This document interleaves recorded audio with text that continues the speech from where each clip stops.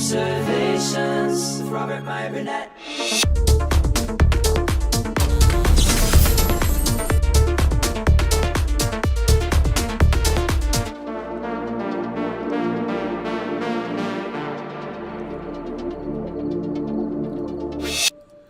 Well, greetings, imagination connoisseurs. Once again, it is I, your Duke of Dope Discourse, your master of fun and wonder, your viceroy of verisimilitude, Robert Meyer Burnett. And this is Midnighter, episode 15. You know, I got to tell you, I think we're all losing our minds for various reasons. I think we're all going a little bit crazy. And there's a lot of reasons why we deservedly so should be going a little crazy. But there's a lot of craziness going on. Now, I haven't really weighed in on this. I didn't talk about this today on the John Campea show. I didn't do Robservations today. But I did want to, first of all, talk a little bit about Lin-Manuel, or not, that's next. I wanted to talk about James Mangold jumping into the fray. Of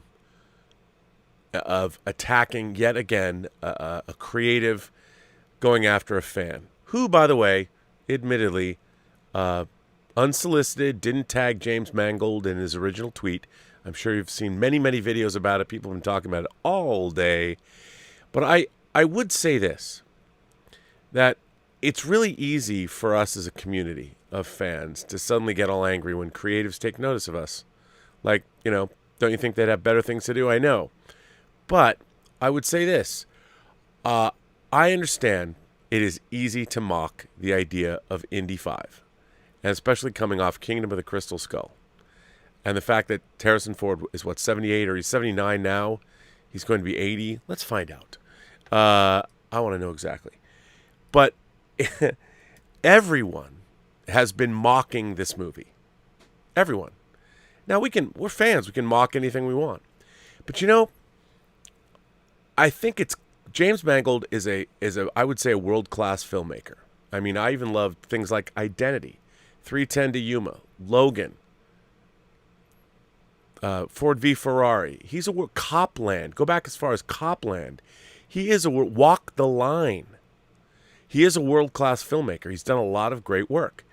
And I think creatively, it's a challenge if Spielberg and Lucas aren't going to come back and shepherd the Indiana Jones franchise into what's probably its final film. I would like a filmmaker like James Mangold. I think if you take a look at his body of work, there's a lot there to admire. And I think probably he'll do a pretty good job, assuming they have a good script. And James Mangold is an auteur. He's a writer-director. So I think he'll bring something unique to the process. I do. But what's really interesting to me is that we've all heard 101 jokes about Harrison Ford's age. And what I find really interesting about it all is that we've always loved Harrison Ford. I mean, you know, you go back to whether it's, I remember him in Heroes in the mid-'70s, Apocalypse Now. You know, obviously Harrison Ford, Rick Deckard, Han Solo, Indiana Jones, and so many other great movies, whether it's Witness, whether it's Presumed Innocent, whether I loved The Mosquito Coast, which I saw streaming. What a great performance. I mean, What Lies Beneath. Harrison Ford has been delivering great entertainment to us for the better part of 50 years. Bob Falfa in American Graffiti. 50 years. American Graffiti is going to be 50 years old in 2023. So Harrison Ford's been with us for 50 years. And, you know, yet the first thing we do is mock him.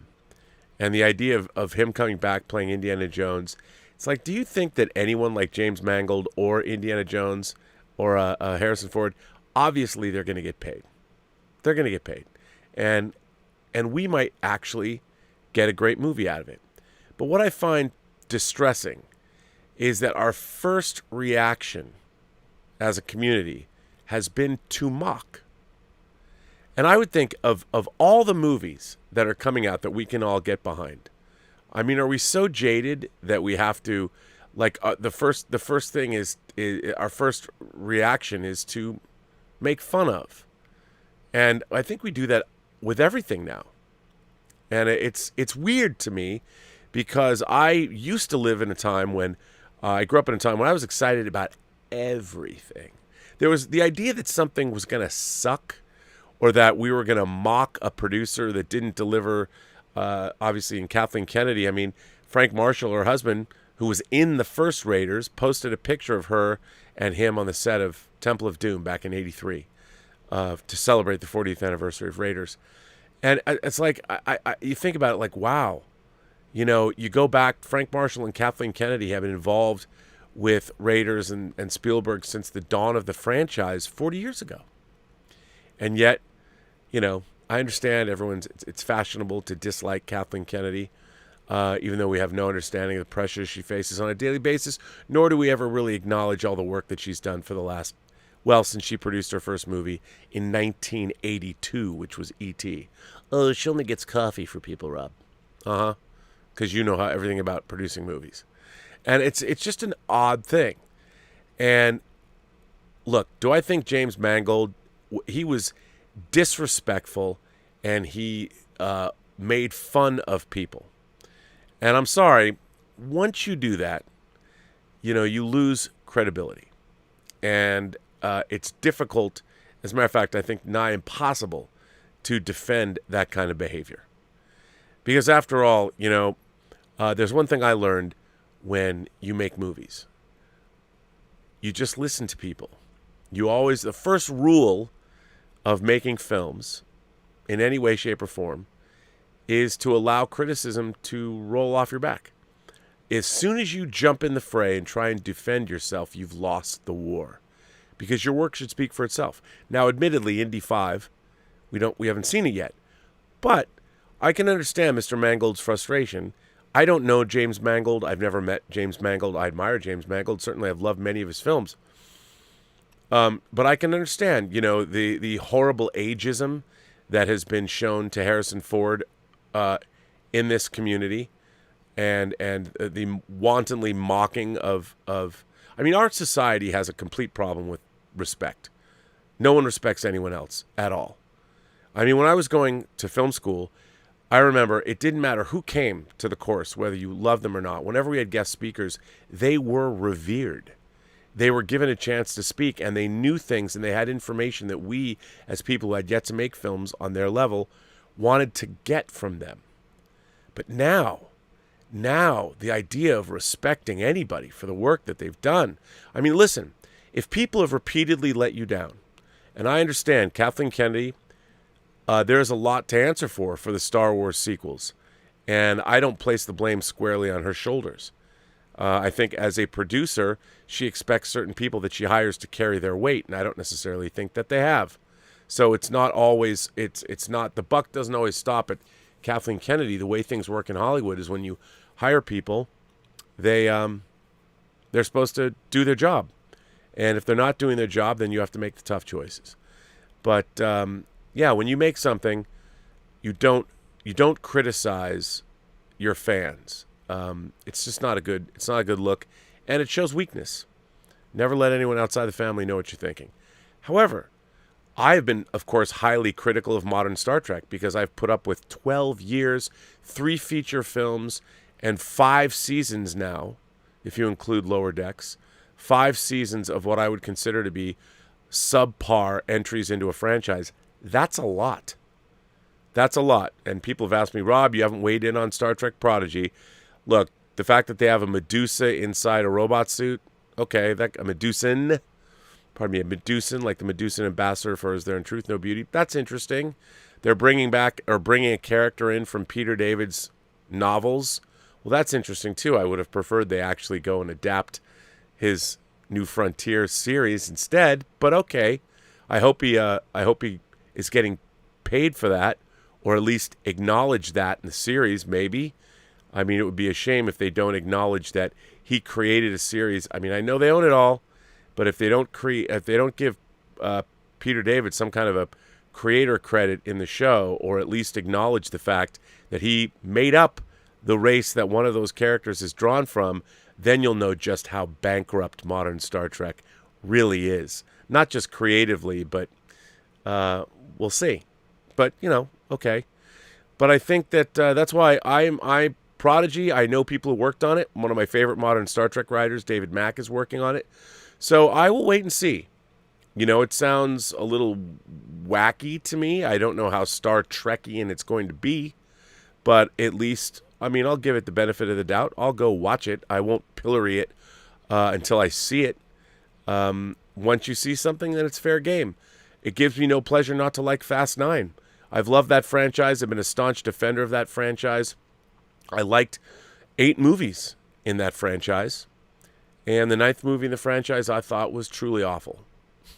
And that's on a sliding scale. And it gave me no pleasure to do that. But that's how I felt about it. And I don't think I need to apologize for my opinion about that movie, considering I've been on the hashtag Justice for Han tip now for years, even though I felt that movie was the last thing that gave him any kind of justice. But you'll see when you see it. But anyway, I do think that we as fans and we as people sort of need to readjust our compass in terms of what it is we need to start caring about and worrying about, especially in terms of our entertainment and what it means to be a fan. And I think that why not give James Mangold and everybody that's working tirelessly to make Indy 5 something special the benefit of the doubt? Let's wait until we see it. Let's pull for them. You know, enough of the Han Solo and the Walker of Doom jokes. Yeah, we all know he's 78, 79 years old. But you know what? I admire anybody. Clint Eastwood's 91. He's still making movies. Ridley Scott's in his 80s. He's still directing. I mean, these are things to be celebrated. These are things that we should be happy about. I think it's actually a terrific statement that you have someone like Harrison Ford who will do something like this. I mean, it's really incredible. So yes, Harrison Ford is 78 years old. His birthday is July 13th, so he'll be 79, and I guess he'll be 80 when the movie comes out. Now, how many people are going to do that? And there's no reason to think that people get older. I'm curious to see how they're going to approach an Indiana Jones character at 78. What is that like for somebody like Indiana Jones to be 78? I mean, maybe he'll have something illuminating to say about the human condition or something like that. Now, and that brings me to, boy, oh boy, it brings me to this article in the Hollywood Reporter today that was published at 4:18 this afternoon.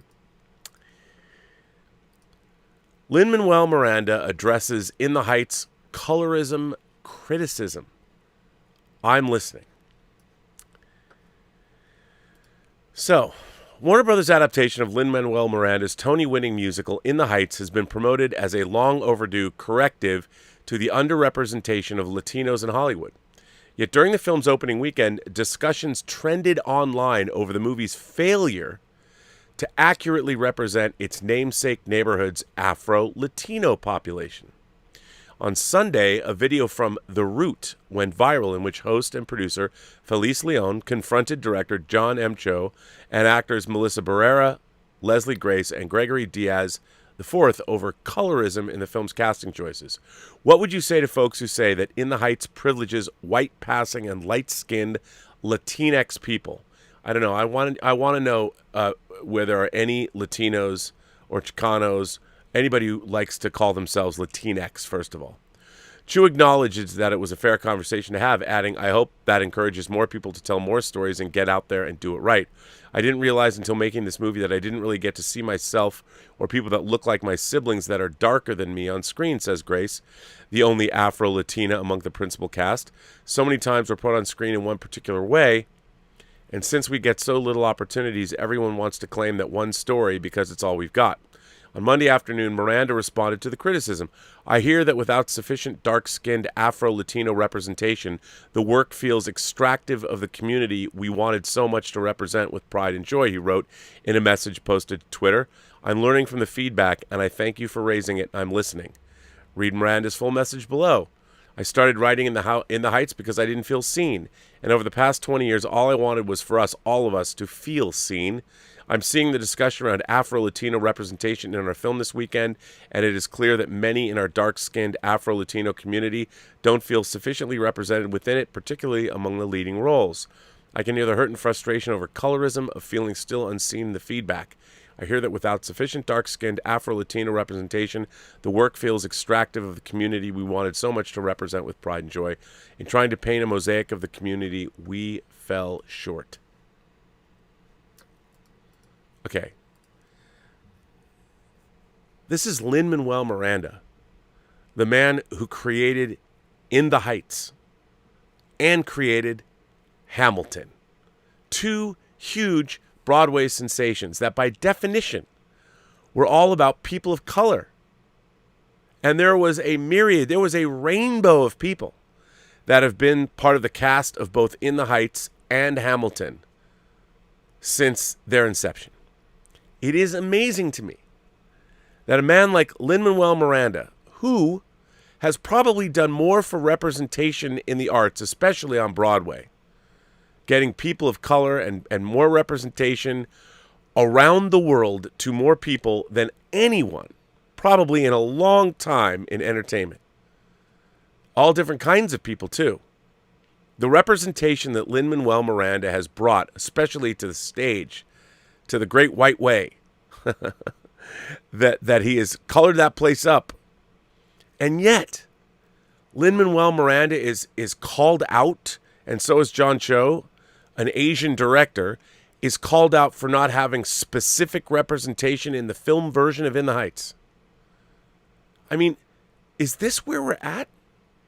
Is this where we're at? We're going to start going after people now that have done more for representation than just about, I don't know. I don't know if there's anybody in the history of Broadway that has done more. Admittedly, I don't know as much. I should call my friends, the Enton twins, that know way more about Broadway than I do. But what kind of a world are we living in when Lin-Manuel Miranda and John Cho are being called out? Now, I understand it's important to have the conversation, but it's kind of the same thing. We're moving into a world of, I think, complete insanity. Where, and I'm not saying you have to accept everything that comes down the pike, because you don't. But when there's people like creators like Lin-Manuel Miranda, who's literally built his career on creating Tony Award-winning shows like Hamilton and In the Heights that have employed more people of color than probably any Broadway show, and more diversity within those groups. And yet he's being called out.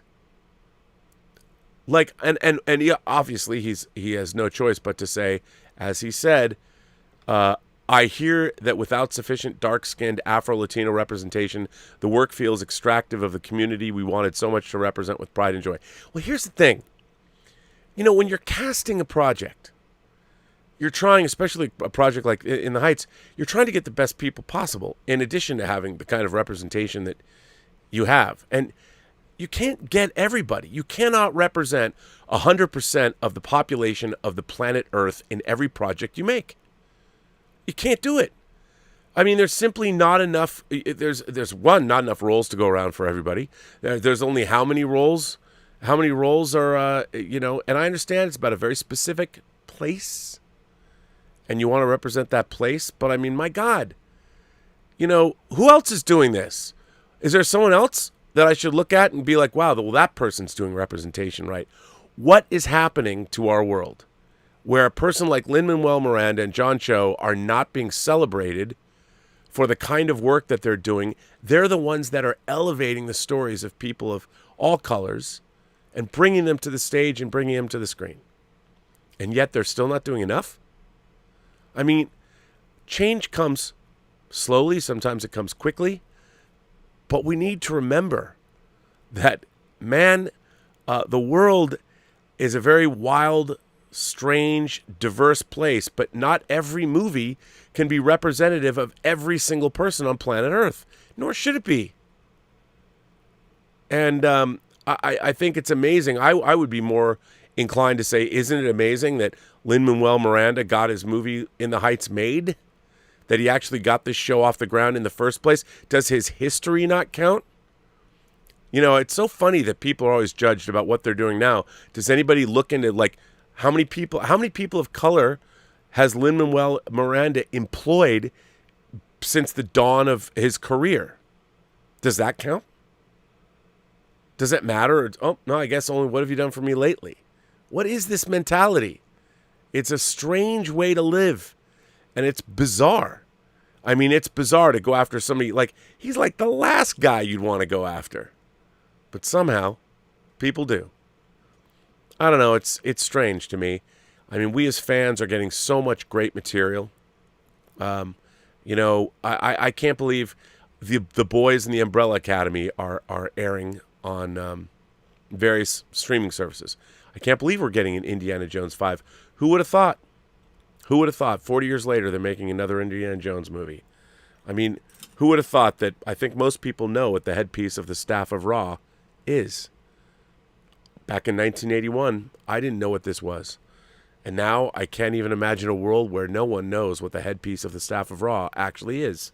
So it's amazing, and I think we tend to forget in our reverie or in our things that we all want and what we want now.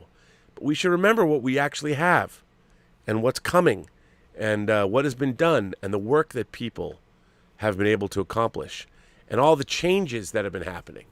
There's been a lot of great changes in in a very short period of time after a long time. And I think that my only desire would be for people to stop and wait a minute. Let's remember how far we've come. Not that we don't have a long way to go, but my God, sometimes isn't it nice to remember like, wow, man, look at the things that we've done. Look at what we've accomplished. Apparently not. I mean, it's just freaks me out, man. It freaks me out. Brandon Valenzuela says, first rule of Fight Club, don't talk about Fight Club. Yeah, James Mangold should have just laid back and he should have said, listen, all of you wait and see. That's what I would have done. You know, once you start calling somebody basement dwelling, it's like, bruh, come on.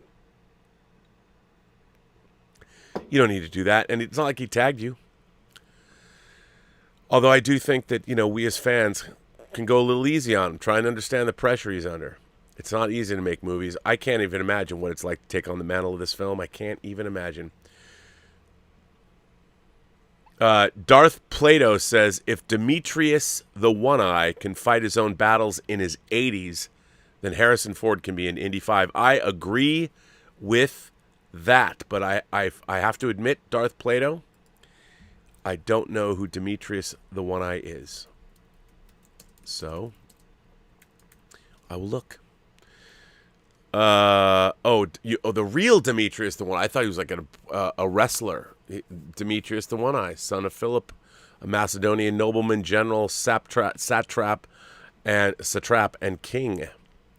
Wow, he died when he was 80 to 81. Wow, that's pretty amazing. Well, there you go. So the real, he can fight his own battles. You're absolutely right. And I am with you 100%. Ross Gecko says, it's been a rough week. Depression, anxiety, etc. You seem like someone who's always feeling up. How do you do it? P.S. Watching your channel helps. Well, to be honest, Ross, I just really like life. I mean, you know what it is? I had a moment today where I was really upset. Something happened work-related that I felt slighted by it. I was really angry. I sort of said my piece. I laid it out. And, sometimes you have to, in a adult, cogent way, you have to stand up for yourself. And you have to just say, look, man, this is how it is. And because people tend to forget what you've done for them. And sometimes they have to be reminded. And it was really annoying. And I could let it get me down. But I'm like, okay, I'll let it bother me. I said my piece. I stated what I needed to state. But I also know that that's part of the game that I'm in. If you expect to get kudos and smoke blown up your ass all the time in the entertainment business, that ain't going to happen. It's not going to happen. There's always going to be times when you have to stand up for yourself and just say, no. But for the most part, I think, I'm surrounded, like clearly it's not material possessions. The material possessions just reflect what's in my mind anyway. I mean, I don't really need any of this stuff. I just enjoy that we can have it, and it's a vestige from my childhood I've been carrying into adulthood. But, I'll tell you something else. I'm in the middle of reading a book that is by an author I really like, Don Winslow, and it's his new book. And I didn't know Don Winslow, and I just started tweeting about him and tagging him in those tweets years ago. And I was very complimentary of his work, and somehow I got on his radar, and he put me on a list where I now get his galleys.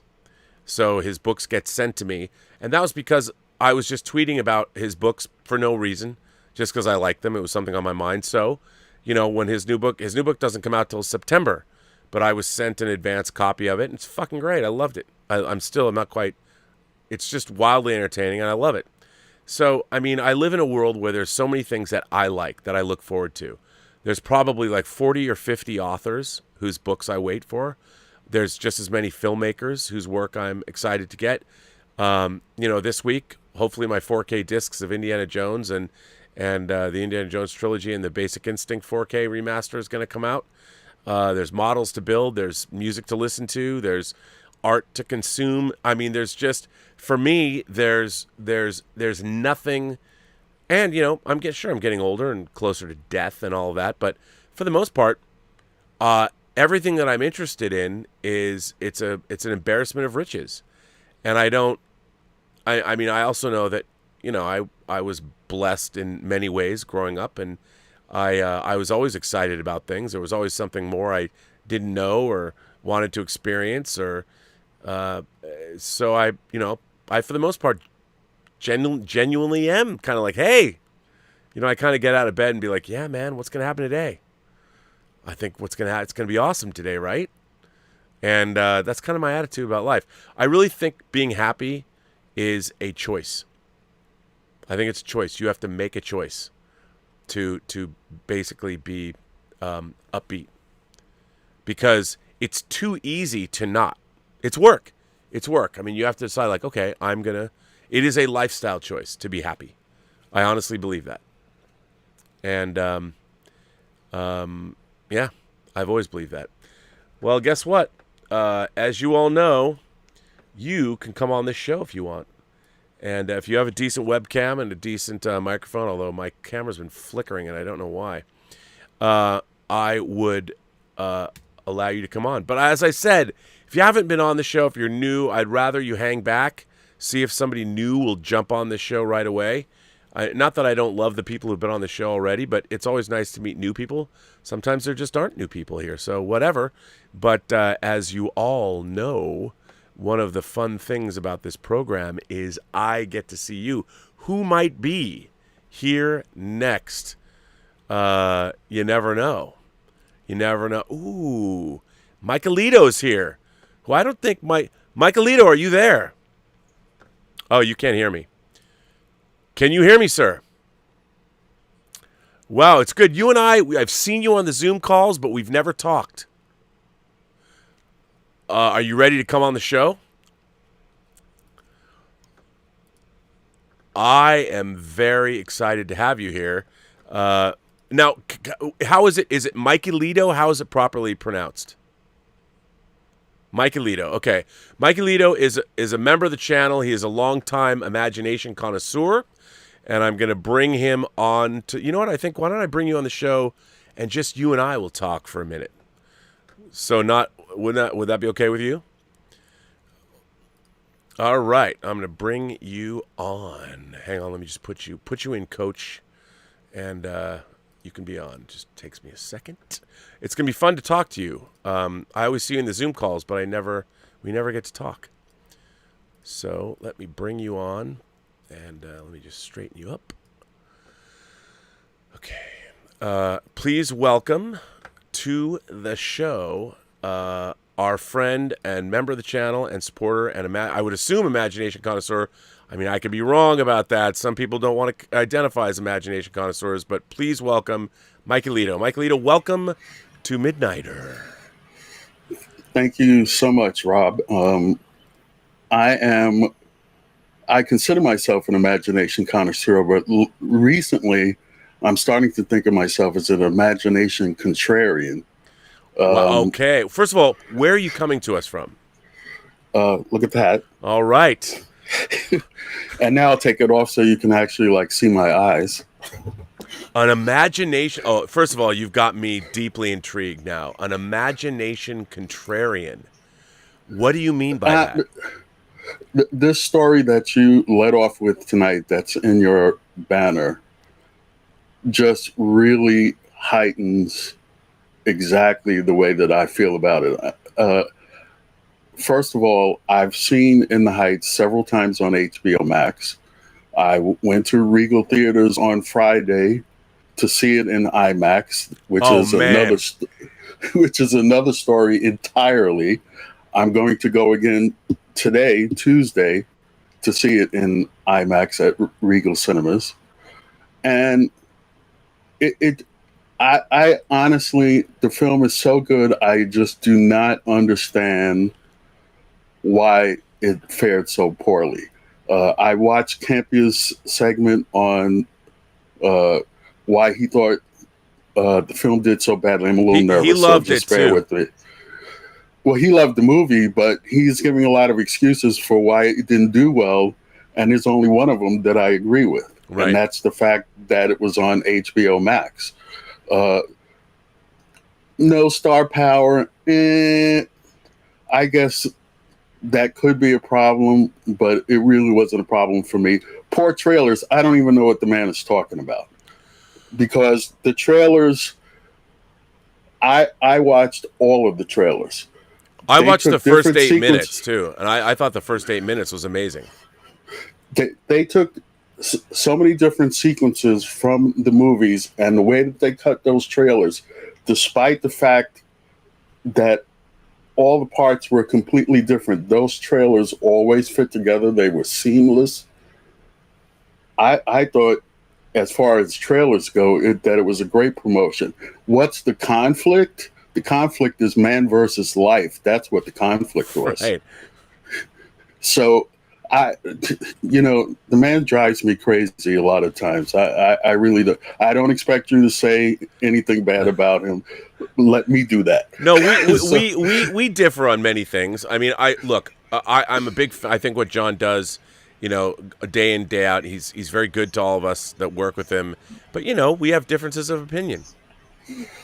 So I'm going to speak what I think is going to be a very unpopular opinion, but I think the story that you read from the Hollywood Reporter, and also the one in Deadline that I read when you put up the banner, I think the Latino, Hispanic, Latinx, whatever you want to call that community, they are the ones that are responsible for the film doing poorly. The movie basically was presented to represent their community. Despite my screen name, I'm not Latino. I'm a 68-year-old black gay man. And You're welcome here, sir. You're an imagination connoisseur. I thought the film was fantastic from beginning to end.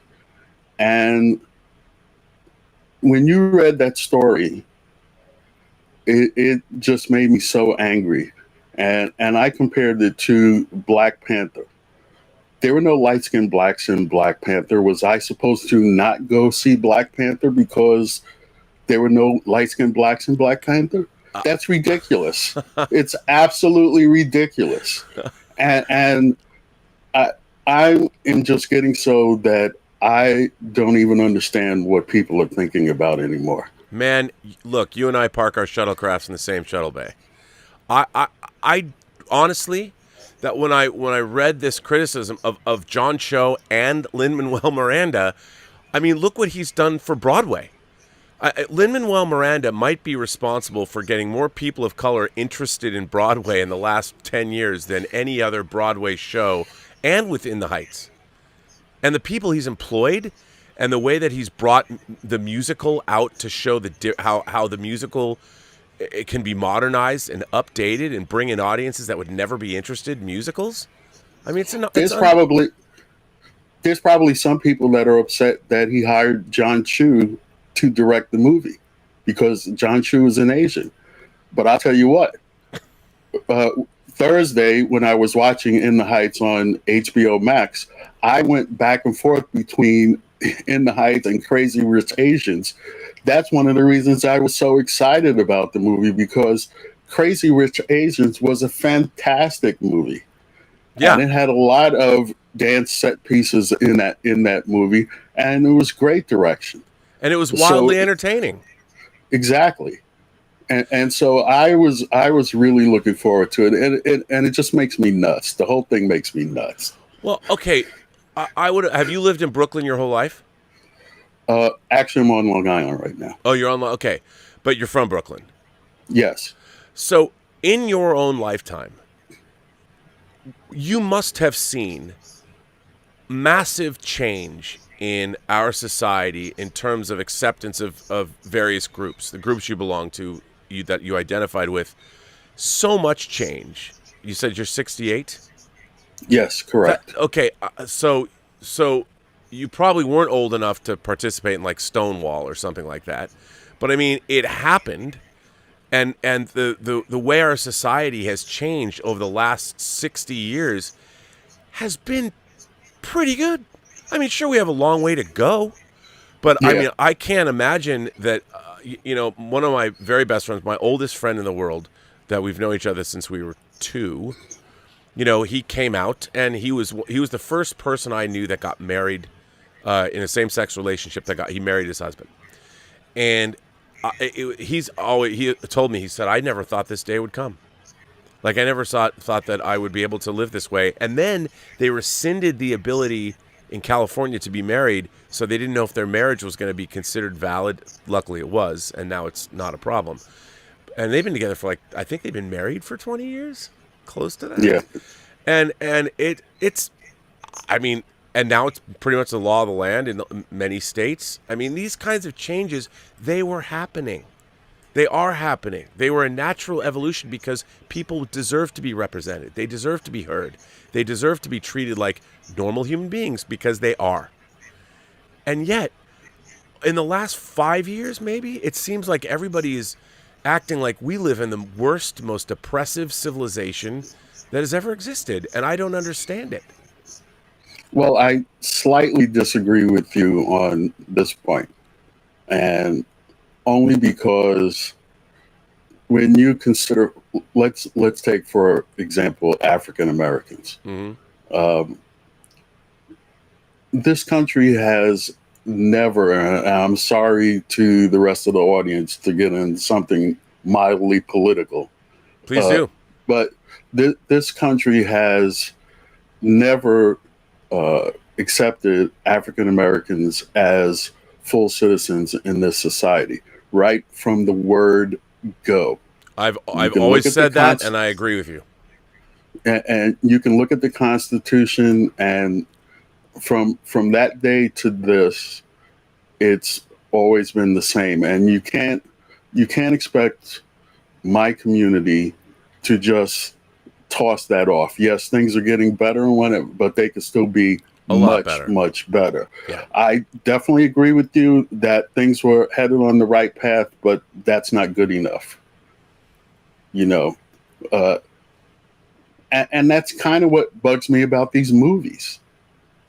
It's that, yes, there's progress being made and what have you, but if every person's not represented, or there's not like 3 or 4 explosions, or there's not spies or superheroes in right. films or what have you, then we're just not interested. And earlier this season, when you and John were talking about movies that you were looking forward to, this was the movie that I was looking forward to, In the Heights. It was one of mine too. And it's a great movie. Oh, it's a fantastic movie. And the next one that will get me in the theater is Black Widow. Oh, now that's kind of cliche. Right. Well, but let me ask you this though. Like, we're talking about, like, I've puzzled over this too, about the whole, I really think that it wasn't that I didn't think that the trailers were bad, but I thought, and I was reading an article today about this, and it talked about how over the last couple of weeks that they've really done a big push for In the Heights. But one of the things that I noticed, because I scour the entertainment trades, and I'm on the web all day long looking for stories and really trying to delve into the business of Hollywood, and I did not notice the kind of advertising that I usually see for upcoming films, especially like from the creator of Hamilton, and I think they had targeted ads, but I don't think that they went out to the general population. I don't think that they targeted even like the geek community, the people that liked La La Land. That was the last biggest musical, really. That I mean, you have The Greatest Showman, you've got the La La Land. So it's not like there isn't an audience for great musicals, filmed musicals. Spielberg's got West Side Story coming out, which I'm also deliriously excited to see. But I'm not. Well, I'm a big West Side Story fan. It's not that, but I keep telling people that you have to remember that Spielberg backed Cats as a producer, and I went to the theater and saw Cats, and that was horrible. Mm-hmm. That was absolutely horrible. I can't defend that. And you can tell Mr. Campia, I don't think there's any big star names in that film either. So, yeah, Spielberg's the star. Yes, he is the star. But I mean, it looks ever since Temple of Doom, the opening of Temple of Doom with the Anything Goes number, I've wanted to see Spielberg take a crack at a musical. That's why I'm excited for it. But I'll see it because I'm a Regal Unlimited customer. But I don't know. I'm not really looking that forward to it. But like I said, I'll see it. Well, now let's go back. Like, what do you think that we can do? How do we? Like I've said on the show a lot. Like I've always been amazed that black soldiers coming back from World War II could not avail themselves of the GI Bill. I think that's one of the great tragedies in a long litany of tragedies. But when the middle class was really being built in America in the 50s, post World War II, that black Americans couldn't participate in that because they weren't getting the benefits of the GI Bill that could have gone a long way toward completely transforming. Plus, you still had Jim Crow in the South, and it's amazing that our soldiers had to come back and put up with that kind of thing. I mean, it has been an ongoing, and we really haven't done enough for the community. And I completely agree with you. We haven't done enough, and there's never been equality ever in the United States, no matter what it says on whatever paper, for any black Americans. Never. And there's still a long way to go before there is equality, and maybe we'll never have it. But it's always something that we need to work toward. But on the other hand, when I see movies like this come out, and when people are actually making great strides, like Tyler Perry has quietly become one of the most successful and powerful people in the entertainment business, yet because he's not making comic book movies, and yet he's not, I mean, everything he makes money. His TV shows, and he's done family-oriented material. Everyone thinks he's like the Medea guy, but if you look at everything he's produced in terms of all the TV shows he's made for the black community, it's pretty diverse, different kinds of shows, and he's employing, I mean, he's built like the biggest studio in the world. That's his. No one else controls it but him. And I if I could go to work for anybody in Hollywood, I'd want to go to work for Tyler Perry, because I mean, that guy's got, I don't know what I would do for him, but he keeps busy. And I think he just took a role on a Netflix show or something. Yeah. I mean, when he pops up in David Fincher's Gone Girl, as the star lawyer who comes in to defend Ben Affleck, I'm like, he was awesome in that. It was, right. You forget. I love that movie. Oh, that movie's so good. It still has one of the most shocking deaths when Neil Patrick Harris gets his throat slit. It's like, oh my God. And I'm a huge Gone Girl fan. But what do you think? Like, are you optimistic about the direction the country's going, like the next 20 years? Well, I was going to mention that you had a guest on, a young lady from Texas, I think about a week ago. Yeah. And I have the same answer that she has. No, I'm not optimistic about it. Rob, we've been living in a multiverse. This is what I've been saying. We've been living in a multiverse since January 20th, 2016. Yeah, we have. And just the inability of people to recognize fact troubles me greatly. Yes. But why? Why do you think this has happened? Oh, it's about power. Well, it's about two things. I I don't want to get on the white supremacy gig too much either and what have you, but that's definitely a part of it because the country very soon will be a majority minority country, and some people can't deal with that. And the rest of it's about power. We just want power. We got to have the power. That's why everybody's upset with the Democrats because they can't get it together. No. And it's not about doing what's needed for the people in the country. It's about no. We have to have control so that we can do what we want to do, and regardless of whether it's what everybody else needs or not. It drives everybody crazy.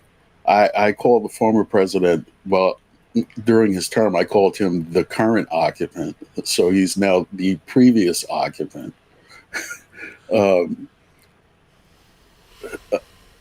Everybody is so upset that the current occupant, or I shouldn't say everybody, many people are upset that the current occupant is so popular.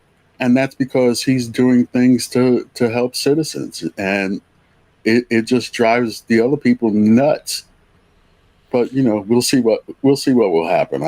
I'm really, I just sit back and I watch. Right. Well, I just don't understand. Like, we have serious problems in this country, both whether you are a Democrat or a Republican. And, correct. And I feel that there is such a...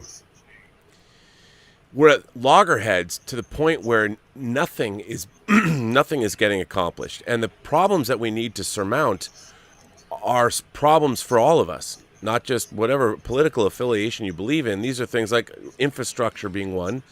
I mean, our companies are getting held hostage by foreign bad actors with these cyber attacks, and we should have the most sophisticated cyber defense force in the world, and yet we don't. When the Trump administration took some of our cyber defense force away from us, and now it's become par for the course. Oh well, this company just paid their $10 million ransom. Which is nuts. What? Like this is, we have foreign bad actors attacking our infrastructure, and yet I would think this would be a something we could all agree on. And it's not like we don't have the talent. We have Silicon Valley. We should be the most heavily defended. I want to give you an example. In a former life, I was an IT person. Remember Y2K? Yes, very well. And everybody went nuts because all the news media and everything, they built up. Oh, Y2K. We got to be worried about Y2K. And then after Y2K, nothing happened. Everybody went, oh, well, you know, nothing happened. That was a total. You know why? It was like a non-story because we worked our ass off to avoid that problem. I was working 80 hours a week coding to get around Y2K problems. So yeah, not a whole lot happened because we threw a lot of manpower at it. Yeah. And that's exactly the same thing that we need to do about what you're talking about right now. It's not like we don't have the talent. We have the talent. We just got to put it to effective use. Well, we should be doing that across the board, whether you call another New Deal plan or whatever, putting tons of Americans to work, rebuilding our infrastructure. We've got a lot of great people doing a lot of great different things. We've got some of the best tech minds in the country, but we also have some of the great workers, some of the great, crafts people, some of the great, all those manufacturing people that don't have the jobs anymore. Let's put them to work building the infrastructure of the country. I mean, I would think this would be something that is a nonpartisan issue that we could get people to work. We could get communities. Why aren't we paying teachers to go in to the communities that most need education? Spend the money.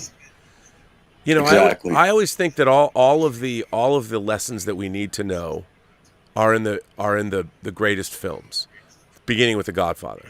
All the lessons in life you need to know about living your life are in The Godfather. But in The Godfather 3, Michael Corleone says, when he's lobbying to be the head of International Immobiliare, he says that helping your fellow man is inherently profitable. And you know, we might not get a immediate monetary return from this, but strengthening the body politic, getting people who can do things and that are empowered through their own self-worth and are able to learn a skill and go add to their communities, this is invaluable. And now, unless something like schools, general education, why are we not the best educated people on the planet? Why are we not spending the most money for our schools? Why aren't we getting the best why aren't we revering teachers? Why aren't we going into the communities that are economically disadvantaged, or the places in the inner city where there's a lot of broken families? Why aren't we bringing to those communities the best teachers, after school programs, arts programs? I don't get, you know. Oh, go ahead. No, go ahead. No, you. Well, you I just watched a documentary called Home. And the second episode, I think it was on Netflix, the second episode was about a black guy in Chicago who, he was an urban planner by trade, but he's also an artist. And he went into the south side of Chicago, his own community where he lived, and he started buying buildings and renovating. Like he built a mill, an actual mill. And Chicago somehow, for whatever reason, cut down 90,000 trees. And so he was able to organize, he got all the trees brought to this mill. And they used the trees, and they were cutting, and he hired people. They learned how to create, you know, 2x4s and things they needed to build homes. He went in and he took over this old, decayed bank building that had been empty for like 30 years. It was a mess. And they renovated the whole thing, and the people that published, I want to say it was Jet and Ebony magazine, the family, they donated back issues of every single issue, and he created. It's Johnson Publishing. Yeah, okay. The family, the woman, one of his patrons, they turned this bank building into our community art space and a library and a performance art place. It's amazing. And this guy's been doing it in his own neighborhood with multiple buildings. The mill, he did his own house, and he's literally single-handedly transforming a very rough area of Chicago. And I was watching this, and I'm thinking, this guy did all of this on his own because he wanted to. You know, and he turned his eye. The first episode was about a Swedish guy who built his home inside a giant greenhouse and created a tropical environment all around which is amazing. But the second episode was about this guy in Chicago. And I was looking at it, I'm like, this is like the best of America, where people are taking, and I'm like, why isn't everybody doing this? I mean, everybody can't do it, but why aren't there people like this in all cities? You know, you drive around and you see these buildings that have been condemned. And he looked at these buildings and would be like, I'm going to do something with that. And I'm like, that to me, that was what America's all about. And yet, that's what we should be doing. You know, that's what we should be encouraging people to do. And funding those things. And transforming our communities from the inside out. And yet, it's always a political issue. And it's always like, this guy goes in and makes buildings that people can now come to. And he'll build a community center, and he's got performing arts spaces, and then all these people that are living there that thought their neighborhood was a shithole, they suddenly see somebody come in and transforming it, and the power of that as a symbol, and what it does to the people that have lived in that area and lived in that neighborhood for years is incalculable. You know, it's it's funny. The movie that we started this conversation about, In the Heights. I used to live in Washington Heights, 184th Street and St. Nicholas Avenue, and I guess that was around 1977. Mm. Did you see Star Wars there? Hi to all you folks that were born like 20 years after 1977. I'm sorry, did I see what there? Star Wars. Was there, because if you were there in 77, was there a movie theater that you saw Star Wars at? Never went to the movies there because I was building a career there. I was thinking about that when I was watching the movie because where I lived on 184th Street, 603 West 184th Street. I haven't lived there in 25 years, so I can say the address.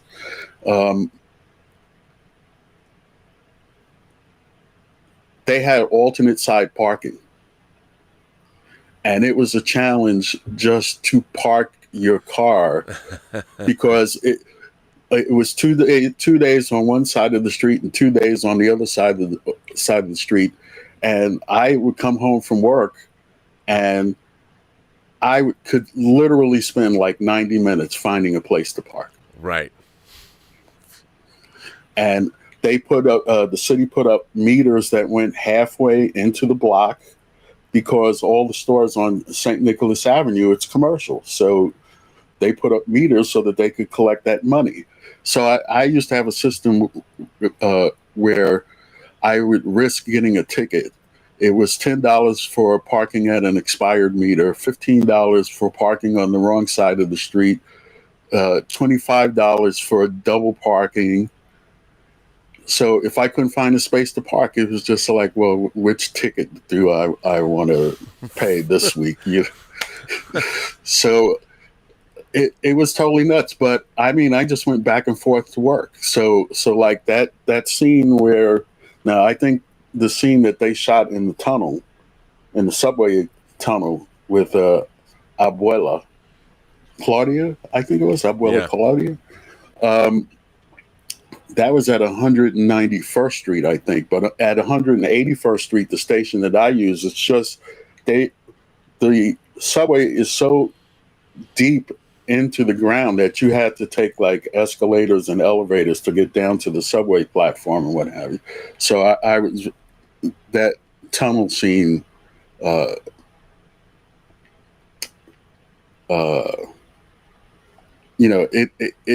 meant something to me because I could reflect back on it.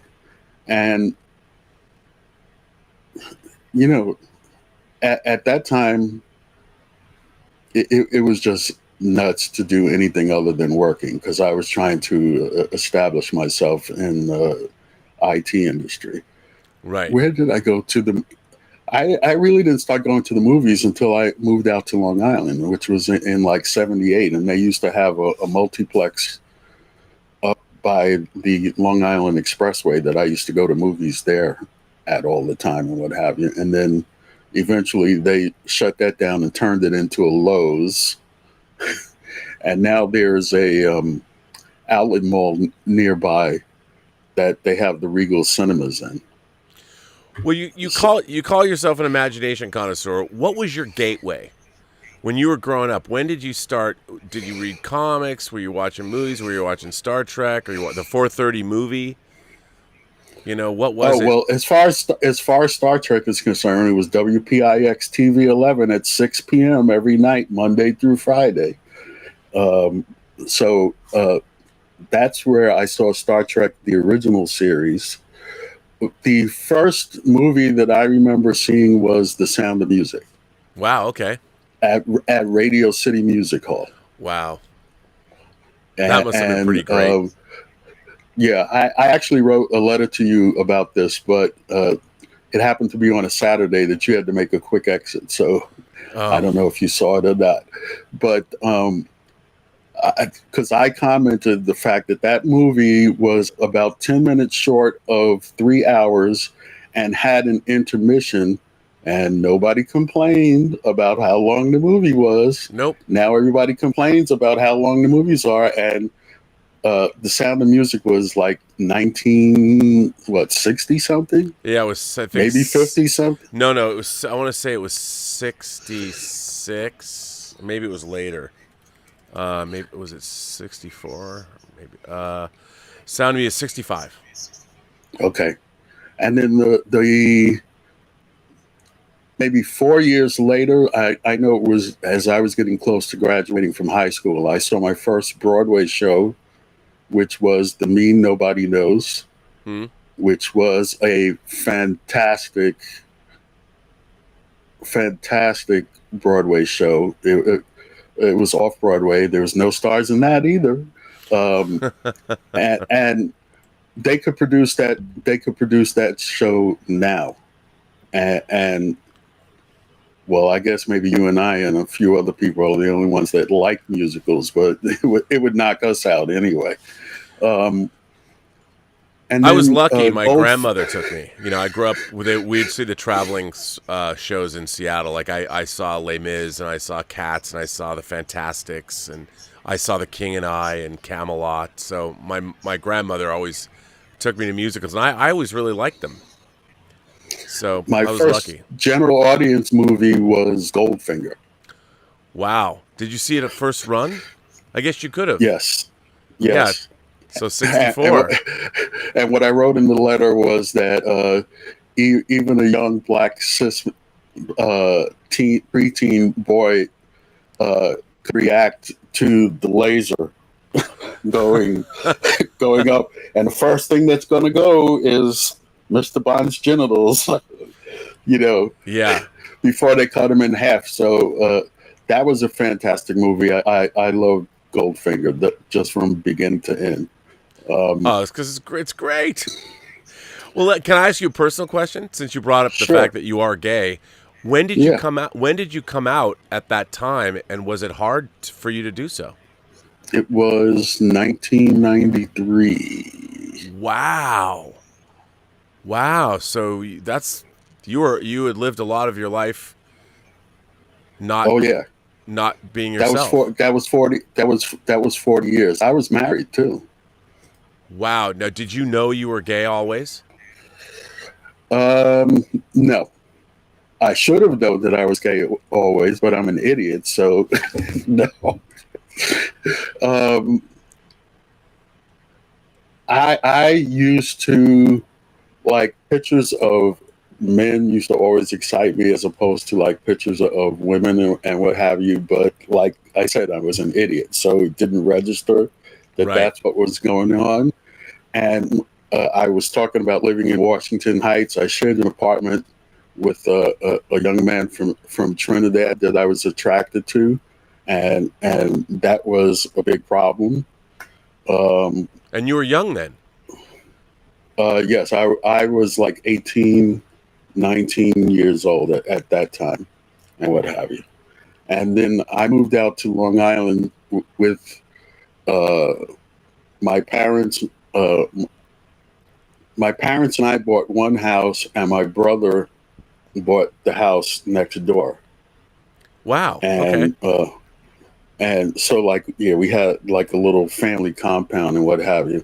And somewhere in there, my brain and society convinced me to fall in love with a woman and get married, and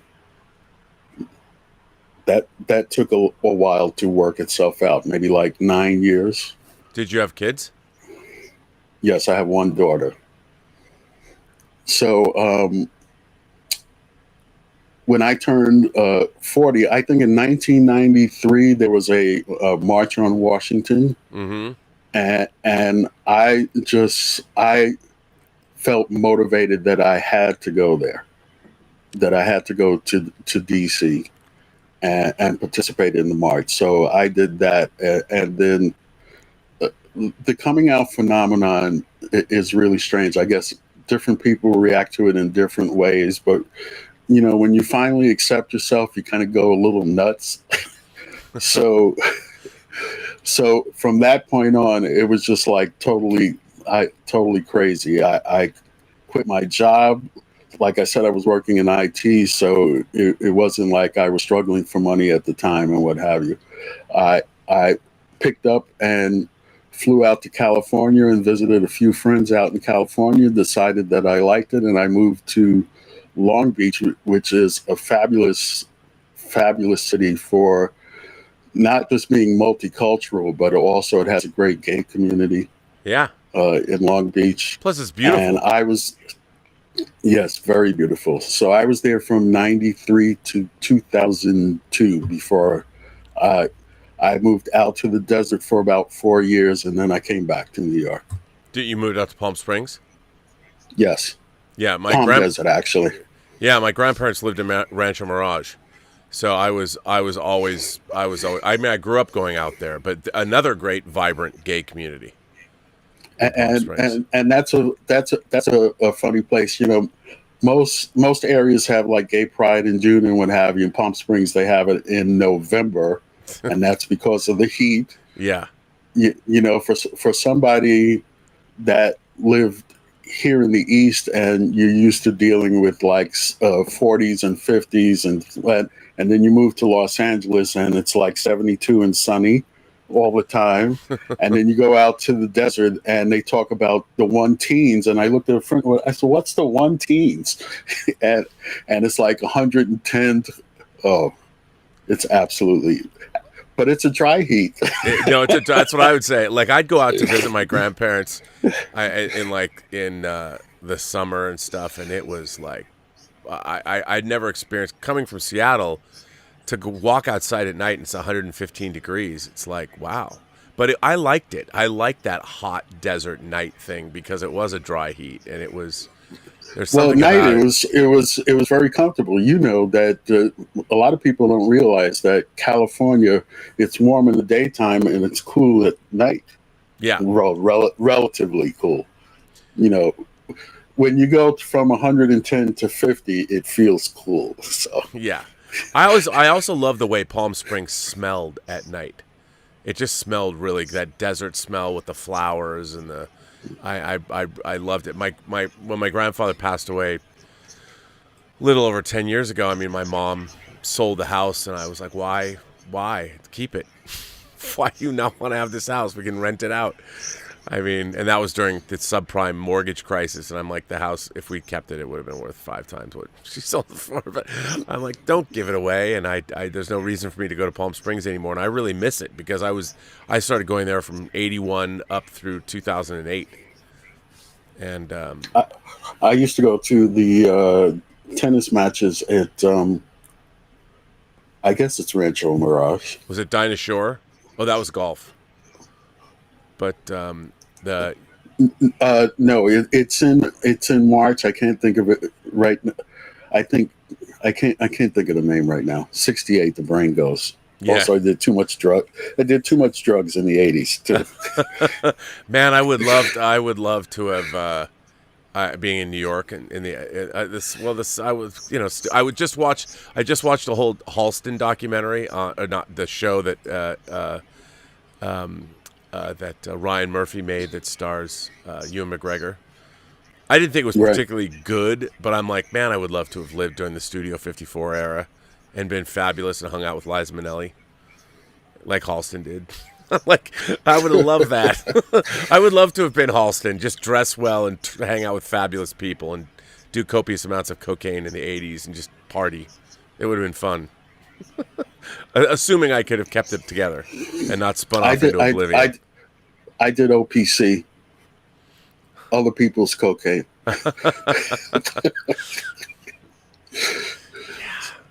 You know, well, they might legalize ecstasy. That could be fun.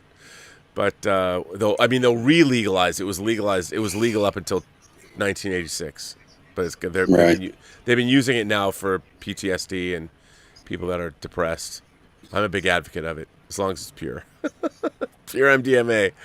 But let me ask you this, bringing it back to the question at hand. You know, I'm curious about when I read articles like this, like Lin-Manuel Miranda's the last guy activists should go after. I mean, he's an ally. And he's done so much, especially bringing people to Broadway and musical theater and showing people the possibilities of what can be done. And I don't understand why people like him are at all targeted for criticism by the very communities that he's helping through the work Yeah, that he's doing. I don't get it, and I really don't agree with. I know there's a lot of talk about cancel culture. I don't believe in cancel culture. Me neither. I think the only reason why cancel culture is a talking point for other people. If you ignore the criticism, I may get criticism for some of the things that I've said tonight. I really don't care. Because if somebody wants to criticize me, guess what? You don't really mean anything to me. So Right. say whatever you want. But people can get their livelihoods taken away. Like, I know, that's why he apologized, which I don't know that I would have done it, but I understand why he did it. Yeah. I mean, it's interesting, I do like when he says, I can hear the hurt and frustration over colorism of feeling still unseen in the feedback. And I mean, I understand why he said it that way, but I'm like, it's his work that's helping people see so much that they hadn't seen. I mean, people in middle America, that are in predominantly white states or white neighborhoods are watching Hamilton and loving it. The thing to me is, do you think by not going and seeing his movie, for example, again, going back to the Black Panther example, right? When Black Panther came out and so many people went to see that, the reaction was, oh, well, Hollywood can now see that if a movie is fronted with an all-black cast and what have you, that they can still make money. Do you think that the reaction to In the Heights is, well, if we now use an all Latina, Hispanic cast, we have this problem in the black community too. So I'm talking about the names. But if you use a all Hispanic cast, that you can make money, because the results from this film don't show that. Right. Well, and that's all that, what people don't understand is that's all that matters, is money. I mean, any avid film goer knows that the Latino audience and the black audience has always been there. There's always been a avid black and Latino movie going audience. Because why? People love movies. And right. I think that there is, I used to wonder, I've told this story before, but I used to go, in particular, when I would go see horror films, especially the Friday the 13th movies, as a younger man, I wanted to go to audiences that would be predominantly black in Seattle. And Seattle's not exactly the most racially diverse place. And there was one theater that I would go to. And the reason I would love to see slasher movies with black audiences is because they talk back to the screen. And they would go down in that basement. It was the funniest shit ever that happened. It was Friday the 13th 3D. I was like me and my friend were like the only white dudes in the audience. It was one of the single greatest movie going experiences of my life. Not only was it hilarious, but the audience was so into it. And I never really understood why. I was like, why is that? Like, what? And it wasn't until I was in college and we were studying, I was in a course called The Making of Meaning, and we went to a Southern Baptist church in Seattle, and I'd never been to a black church before. And what was really interesting was seeing the participatory nature of the preacher and the callbacks and how the audience would respond. And I'm like, right. That's why black audiences respond. It's like being in church.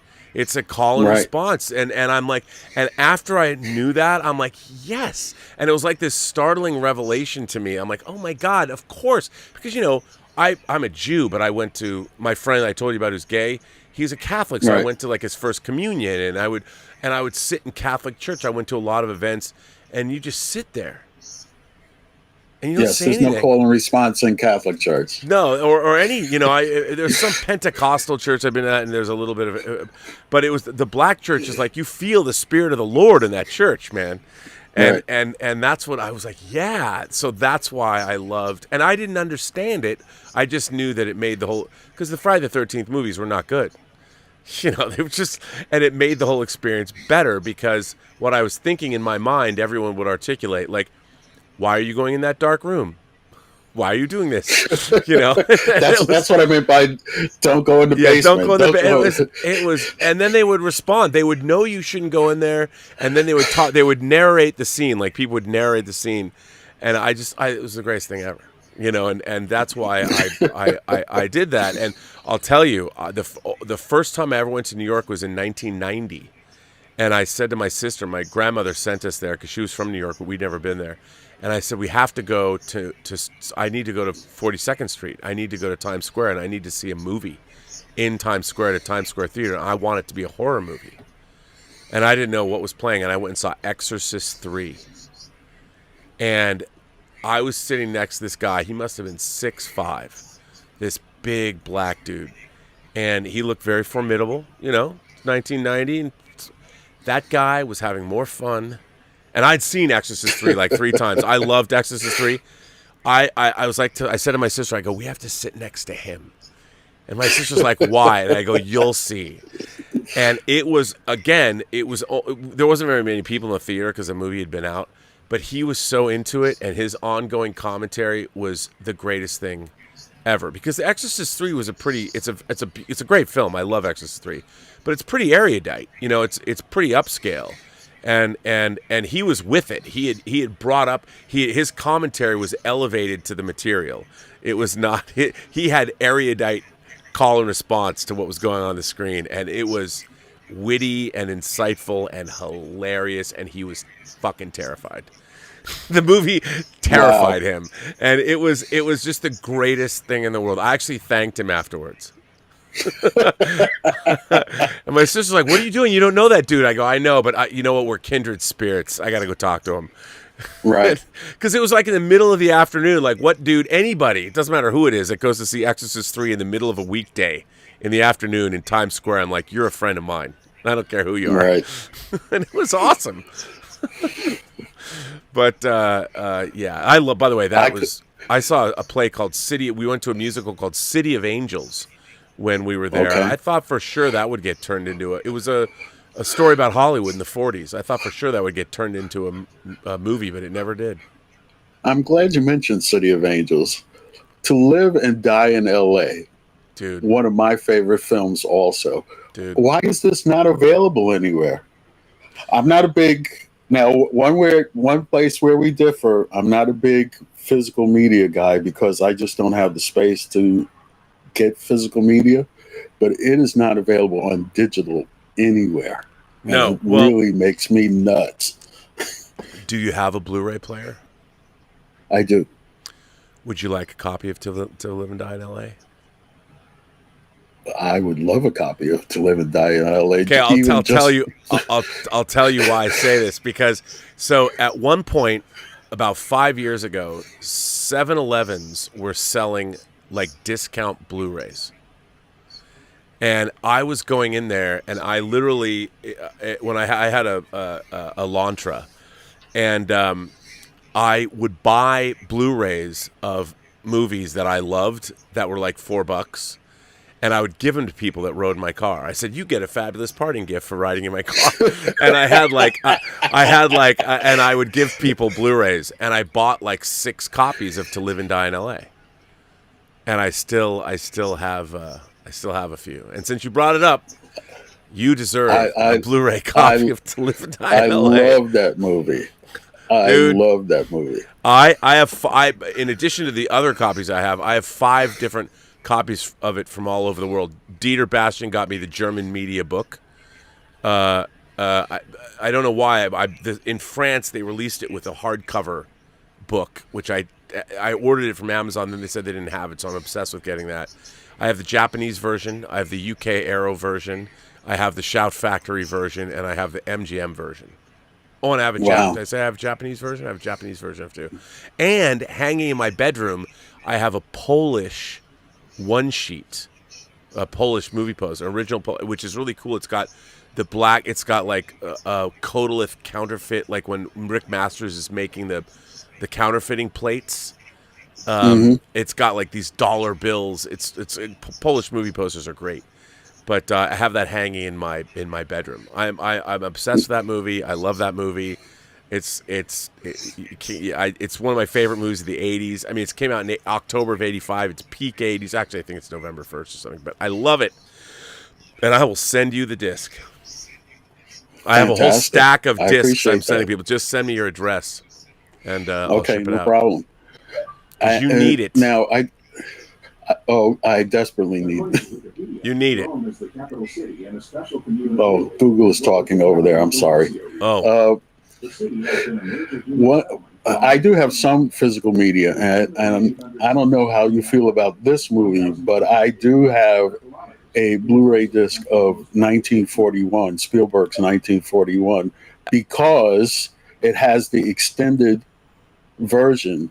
Yep. On that disc, and I love that movie. I don't care what anybody else says. I think that movie's fantastic. Oh, it's out. It's over the top, but I love 1941. I have 1941. I have that extended Blu-ray of it as well. And that dance hall scene was fabulous. Oh, absolutely fabulous. Yeah, no, it's hilarious. It's great, and plus, Greg Jean's model work, the over-the-top model work. I mean, I love when the Ferris wheel goes off and all yes. the John Belushi fly. It's just, what's not to love about 1941? That's probably the only part of the movie that drags down. Not all of the Belushi parts, but Belushi was overdone. Oh, totally overdone. And I love Christopher Lee in it. I mean, yes. And then everything, it's great. It's a very interesting. It's so interesting that Spielberg went from Close Encounters to 1941 to E.T. I mean, to Raiders and then to E.T.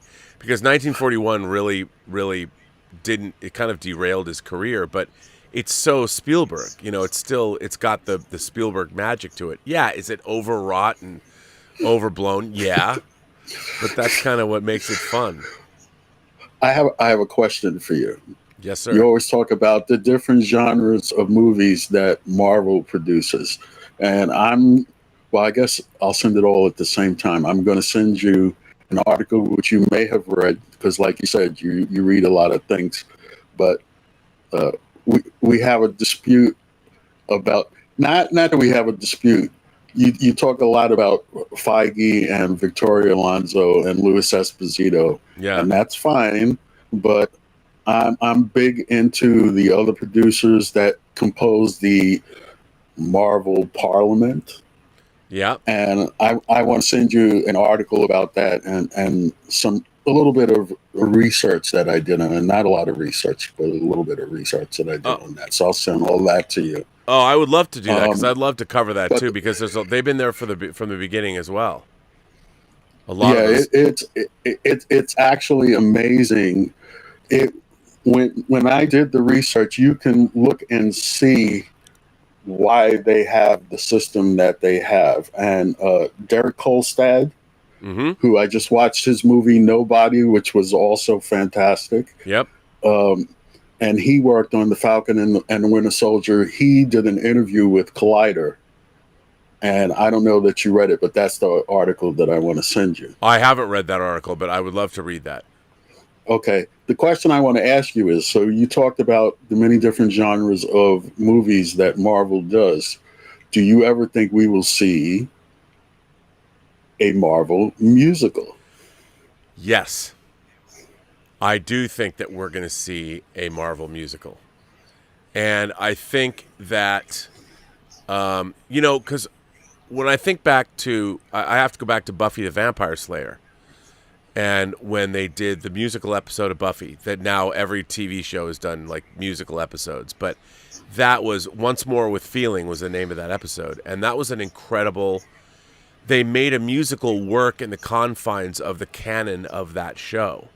the whole musical element was a supernatural. It was the result of supernatural influence, and I thought it worked really, really well. I still think about that song. I can still hear it. Where do we go from here? The battle's won, and we're kind of done, and we'll shed our victory. It's the battle's won, or the battle's done, and we kind of won, and we'll shed our victory tear. Tell me, I loved it. Where do we go? I thought it was fucking great, and I think that why not? Why shouldn't there be a full-blown Marvel musical? And I don't know who. The thing is, if you used, I don't know if you could use any of the main Marvel players in it. Like, you might have to focus on a specific subset of the characters. I don't know. Like if I just off the top of my head, like if they went back and did like the Invaders, the World War II era Invaders or Defenders. Or maybe do something where Captain America is part of it back in the 40s and make it a period piece musical during World War II. I could see... because there was that big musical set piece in the first Avenger. Yeah, and I could see that, where it'd be Hydra, the Hydra and the Red Skull, and you could really... I could see something along those lines, and it would work. Because that way, Steve Rogers could still be in it. Like, you could bring back Chris Evans to play Steve Rogers, but it wouldn't diminish the rest of the universe, and it could still be canonical because you would tell a story that we just didn't see. An untold story of Captain America's history or past that you could do. I think you could do... At least, this, I'm just riffing, but I don't know if they would do that, but I think you could, because that way... Bucky could be in it. It's before Cap lost Bucky, and I think you could do something really interesting about that. Like, they have to, before the invasion of Normandy, they have to go behind enemy lines. They have to go to France, and there's a woman there, and there was the French Resistance, and there was that cabaret. Like they've talked about the cabaret where all the French Resistance was based or whatever, but they entertained the Nazis, and I mean, you could do something pretty cool. But then again, maybe that's too Cap-centric. I mean, I could see a Guardians of the Galaxy musical. I figured that's the only genre they haven't done. Mm-hmm. No, so yeah. Now, my other question is, do you think... A lot of people see Loki setting up Spider-Man No Way Home and also the Multiverse of Madness. But I kind of see Loki setting up the Eternals and possibly even Black Widow. Yeah, I mean, I see I think there's some of that. What I think they're doing is I think they're reestablishing Loki as a villain. I think that he's going to... It's going to be a big double... I mean, I don't know, but it's going to be a big double cross, and he's going to be reestablished as formidable because they have a great opportunity to turn him back into the trickster. Like, I think after seeing what happened with Asgard and knowing his own death, he wants to take a different path, and he's like, what led to my death is me becoming a nice guy. My father died, my mother died, I became weak. Oh, that's a good point. And I ended up dead. Thanos snapped my neck on an Asgardian ship after Ragnarok or whatever, after Asgard had been destroyed. He's like, I'm not going down that path. And I think he's going to rejoin the timeline somehow, and he's going to be more dangerous than ever. He is going to be filled with glorious purpose. And that glorious purpose is going to be to make sure that never happens to him again. And he's going to be the only person that's armed with the knowledge that the TVA exists. So he's going to know more than anyone else in any universe. Also true. Which I think would be cool. And because everyone, you know what, it's time. It's time to bring him back. You know what? I don't understand. I loved Loki. I loved the first episode. I love the whole, maybe because I love Brazil and I love the Adjustment Bureau and I've read so many stories along those lines. I mean, and everyone's so critical. I'm like, we're getting these Marvel shows. They might not be perfect, but they're pretty damn good as far as fantasy television goes. And at least they're going to places that they're certainly not rehashing old ground. They're trailblazing and they're adding to the tapestry of the universe. And I really thought that for a Marvel show to bring up like the Isaiah Bradley character from the 2003 miniseries The Truth, and that was great.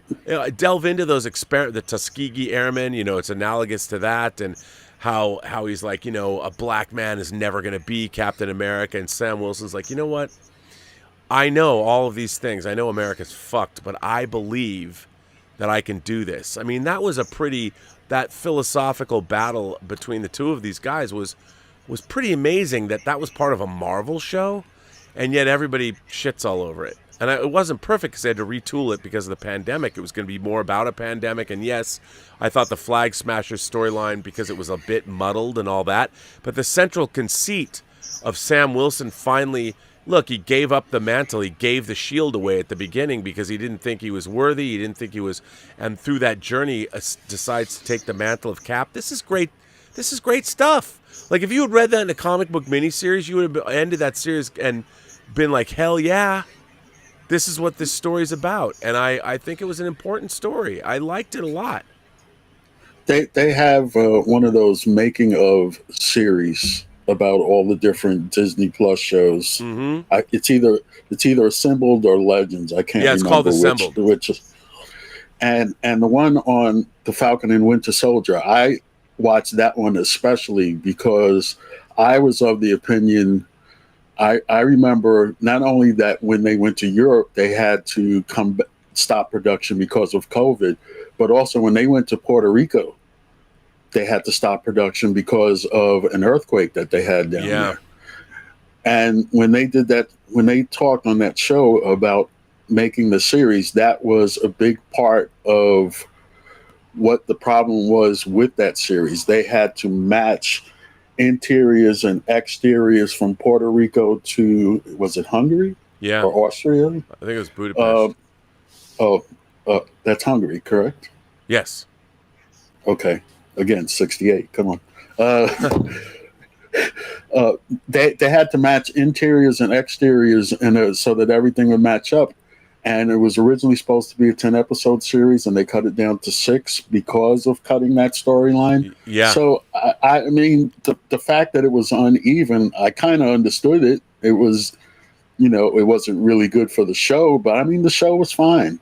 Yeah. And episode 1 of Loki, I wasn't as excited about it as everyone else was. Like you said, I thought it was good. Yeah. I didn't think it was like super fantastic or anything or what have you. And I'm really looking forward to episode 2, which I expect to be it's way better. Much better. Much better. That's what I expect. Yeah. Because I think a lot of the reviewers, I listen to you and Dan Murrell a lot. A lot of reviewers, well, you haven't seen both episodes. No. But John Campia and Dan Murrell saw both episodes, and I think a lot of their opinion. If you see 2 episodes, it has to bleed through to what you think about for what you've seen already. Even if you're not talking about the second episode, you've already seen it. So yeah, your opinion is formed on that. So we'll see. Yeah, John really liked it. We'll see. I'm looking forward to it. Well, listen, sir, I want to thank you for coming on. This has been a real treat. It was great to speak with you because you come on to the Zoom calls, and I never get to talk with you. But now we got to stay in touch, and I owe you. I'm a man of few words, except when I have something to say, because I know that I get nervous on camera, so I tend not to say anything, and I lay back and what have you. But I wanted to talk about that movie to begin with, and then when I saw your episode banner, I just went nuts.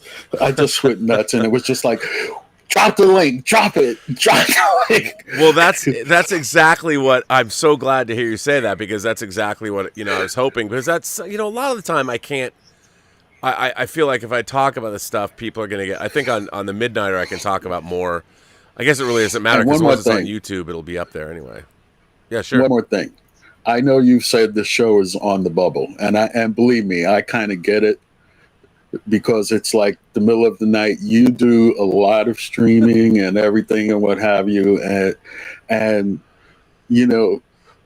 let's just say, I don't want to criticize anybody, but let's just say sometimes the Midnighter is a little discontinuous. Yes. So I kind of get it and whatever, but I do hope that you keep doing it, because many of your shows are very interesting, and I hope our talk has been interesting as well. Michelito, this is why I live for this kind of stuff. This is why I want it. This is the kind of conversation I want more of on the channel, and it's been so great to finally speak with you. And again, I think this is a substantive conversation that matters, and I think it means something. And I think the whole point of me doing the channel, the one thing that I want to do that I think is different from other channels, is build that community.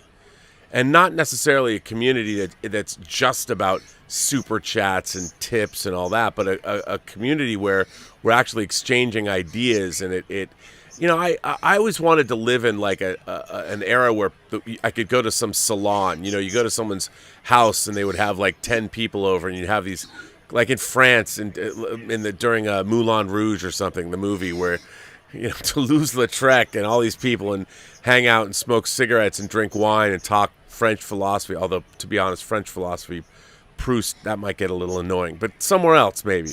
And just have that's kind of what I wanted to do. Like being at a science fiction convention and staying up all night long, talking about the prison. Right. So I've been doing online community since 1994, and you do it well, sir. You do it well. Oh, well, I appreciate that. Well, listen, thanks for being here. Send me an email about that disc, and because I got a stack of discs to send to people, because I'm bad about it. But I'm going to send you a To Live and Die in LA disc. Fantastic. I appreciate that.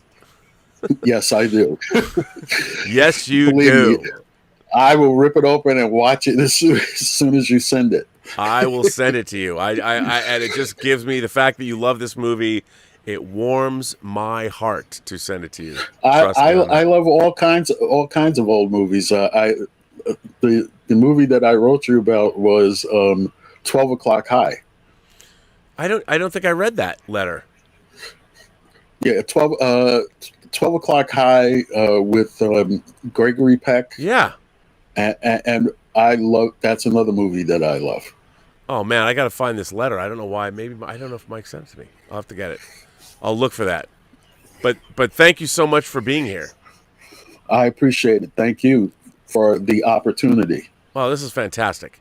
It's fantastic. What a great conversation. Michelito, get some sleep. It's late for you. What is it, 4:41 in the morning? No. One thing, see, you talk about how old you are. When you get to be my age, you sleep when you want to sleep. So, oh, that's good. So I just have to make sure that I gear myself up so that I get to the theater, because I have to see this movie in IMAX. I must see this movie in IMAX, and then I can tell you my whole, because there is a whole story about Mikey Lito, Regal Cinemas, and In the Heights in the IMAX. So, oh, I can't wait to hear that. Okay. All right, sir. Well, have a good night. You as well. Thank you. Take care. That was Mike Lito. What a great conversation that was. I very much enjoyed that. It was great to hear from him. The exact kind of conversations I like to have on this show. We got some more people. We've got Fresh Cakes and Tom Jr. Jackson. Our fresh Donnie. Our friend Donnie is here. Of course Donnie's here. Well, let me tell you, Donnie, I'm going to put you and I'm going to put Tom Jr. Jackson in the show. I always catch you rolling. Tom Jr. Jackson's here and Donnie's here. Although I can still hear. Let me put you guys in. What a great I hope you guys were listening to that. I thought that was a great conversation.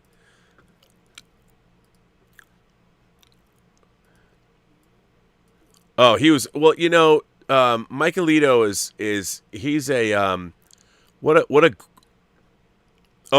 Tom Jr. Jackson's with you right now, but that was Mike Alito. He's a member of the channel. What a terrific guy. He was delightful. I again, you just you. That's one of the things I have to say that is the best part of this channel is meeting people. Meeting all of you. So I'm going to bring in now, ladies and gentlemen, boys and girls, kind souls, gentle beings, however you identify, from across these 28 known galaxies, imagination connoisseurs par excellence, Donnie from Canada and Tom Jr. Jackson from the East Coast. Gentlemen, how are you tonight? Good. I'm excellent.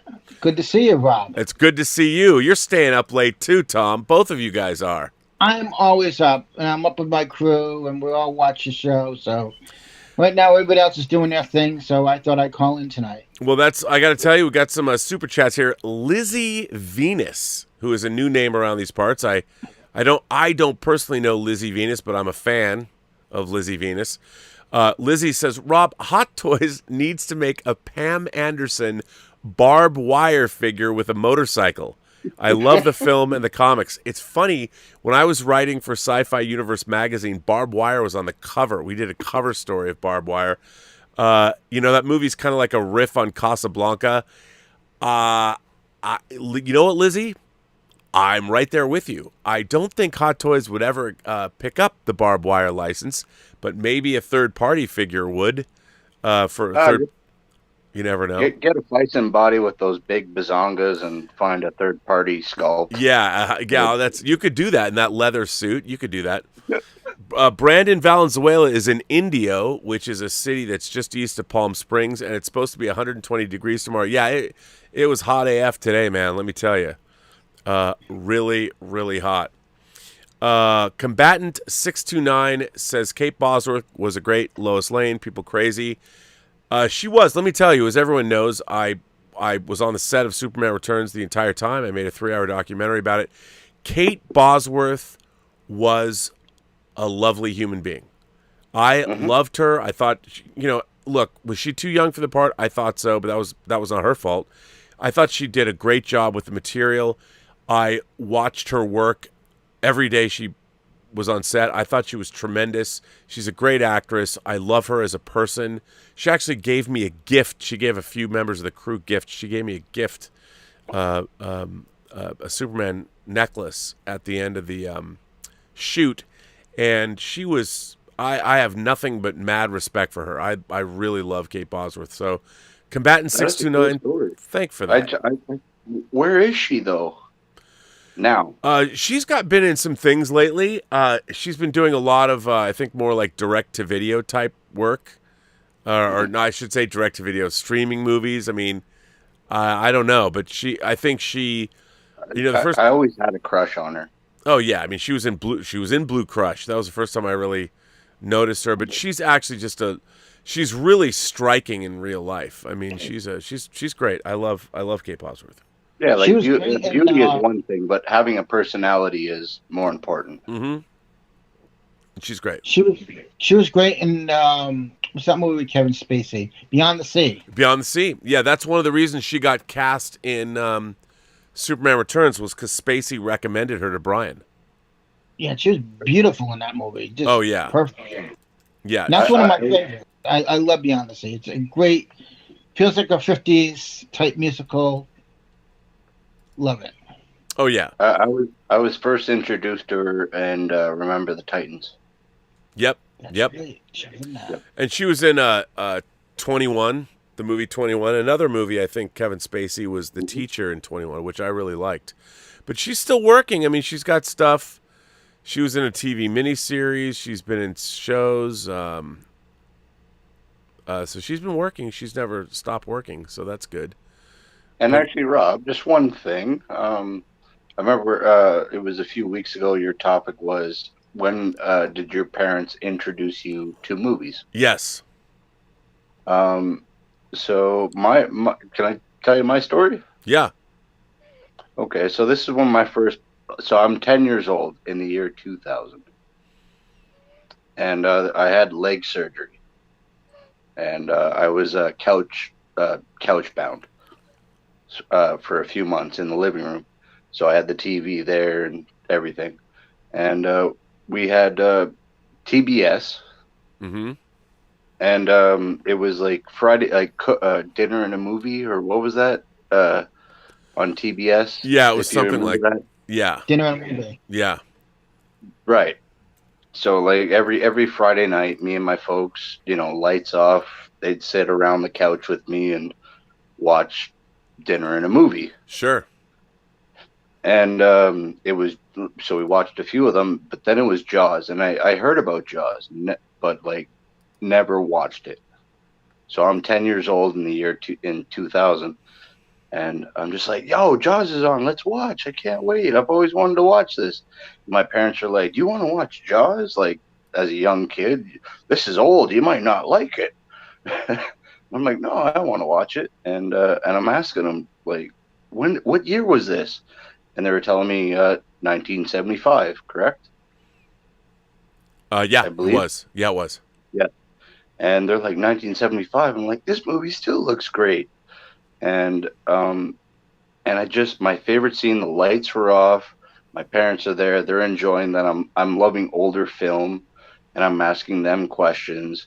But my favorite scene is when the three of them are sitting around the table and just Comparing singing. scars. And, Yeah. yeah, showing their scars and and just Show like me the way to drunken go home. tales.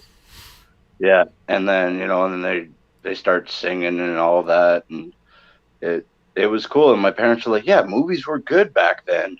They're not like today's movies, garbage." No, But, there is something different about movies today, and I don't think a movie today would spend as much time on a scene with those three guys sitting around a table bonding. See this? like, See this?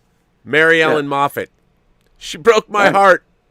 yeah, like seeing the shark, Bruce the shark, and everything, and all the blood and gore is cool. But my favorite scene is when they're sitting around the table. Yeah, that's great. Like, Well, that's also where you get the Indianapolis scene. The bomb, what do you mean? The Hiroshima bomb, Chief. Oh, yes. Yeah, the other day, Alec Baldwin's son, he posted a thing on Instagram. Alec Baldwin filmed him doing that scene. Oh, His son really? was doing that scene, word for word, had the accent down and everything. Oh, I got to look that up. That movie, it's still to this day, it gives you, there are plenty of jump scares still in it, and they still work. That movie is still one of the best about sharks, Oh, I think, to date. yeah. And it still holds up. That's what I love about it. Oh, absolutely. like movies back then hold up than a movie from 10 years ago. I'm 30 years old and I hate CGI. I like practical effects. I can't stand this computer animation shit. Like it fits in some circumstances, or like mini models back in the day, they would blow it up, but we're just saturated with computer CGI and I don't like it. We're not going back to practical hard working effects. Well, it's just, I think it's a style more than anything else. It's just like when stop motion gave way to other things, and I think it's just a tool. It really depends how it's utilized. Like, I still think one of the greatest examples of practical effects combined with CGI is 97 Starship Troopers. Because the creatures, Starship 90s, Troopers, baby. yeah, I saw that, man. That they use practical model effects. The space effects are great, but then like the siege, the Alamo siege, it's broad daylight, and they use a combination of CG and practical effects as those characters are eviscerated at the camp. I think it was still one of the greatest uses of combination of CG, practical gore effects, and CG creature effects. When the chick gets stabbed, you see that thing sticking out of her chest. Oh yeah, yeah, it's great. I mean, they really knew what they were doing. That movie is very well done. I'm like, CGI is cool, but I wish practical effects were still more involved and not just all CGI. Yeah, I mean it's hard. You know, you go back, as much as I love John Carpenter's The Thing, you know, you look at some of those practical effects, and while I think it works for the movie, it's just like, okay, you know, maybe these were really hard to do. And the thing is, practical effects are just really, the reason they moved to CG is because it was so much more versatile. Like the first time I was really blown away was in Pirates of the Caribbean. Is it 3 with Davy Jones? 2. With 2 with the swirl. I mean, that they were using the CG makeup effects on people's faces, on Bill Nye's face. I mean, that's perfect. Yes, that was good. It's incredible, and that was a great use of CG and practical. You know, an actor with a CG overlay of creature effects. I mean, that was some amazing shit. Amazing. Yeah. So, but yeah, I mean, it's all in how it's deployed. You know, if you have somebody that really understands, like David Fincher really knows how to use visual effects. Like if you look at Zodiac and then you watch some of the behind the scenes about how they recreated that era of San Francisco, I mean, it's the seamless effects you wouldn't even know were there. And because, you know, he worked at ILM. David Fincher shot the speeder bike chase stuff for Jedi. He was like 18 or 19. Well, speaking of The Thing, John Carpenter, which looks more believable to you? The first one, John Carpenter, or the second one, The Thing 2? Yeah, no, the first one. Right, and that was practical effects. Yeah, no, I worked on makeup in work. After Leatherface, I had a stint. I worked for Tony Gardner's Altarian Studios, and we worked on movies like, that's how come I have a screen credit on Army of Darkness. I worked on Army of Darkness. I worked on a movie called, it was an HBO movie that Gail Ann Hurd produced called Cast a Deadly Spell. I worked on the Swamp Thing television series. I painted Dick Durock's headpieces, and I also I worked on Mick Garris's movie Sleepwalkers. And so I worked at a makeup effects house for a couple of years, and I loved it. I loved working. It was so much fun working there, seeing everything get made. And I was more of a runner than anything else, like an assistant coordinator. But it was still so much fun to work there and see it all made. I loved working physical makeup effects. And that working Mark Villalobos, who was our effects supervisor on Hills Run Red, when his stuff worked, it was pretty cool. So I loved all that. I love gore effects. I love practical makeup effects. I mean, nowadays, even the blood's CG, and I miss it. I miss the days of bloodletting and breaking people's arms. And it looks better in the horror movie when you have the real practical effects rather than the CGI effects. So if you do very little CGI and mostly practical, I can go with that. But when it's all full CG, it takes you out of it. Yeah, no, it's problematic. I mean, I think that, you know, when you see even fans of slasher films, I mean, they're physical effects. And that's what you want. You want to see physical effects. You want to see limbs broken. You want to see spurting blood. You know, you want to see all of that, because for CG, it diminishes the experience. I mean, part of the fun of those films was seeing great makeup effects work. Yep. Right. I still think it works. You go back and you watch American Werewolf when David Naughton's hand stretches. You know, and he's standing there looking at his hand, and it's an effect. I mean, in your mind, but it still looks great. But that was so ahead of its time, and it was so real. And it's like, why can't we do that today?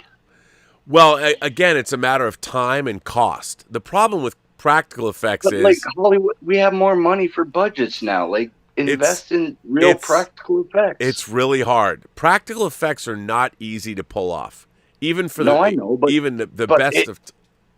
But to viewers like you and me and us and the rest of us, it looks better. We don't. when we see CGI, we're like, it looks fake.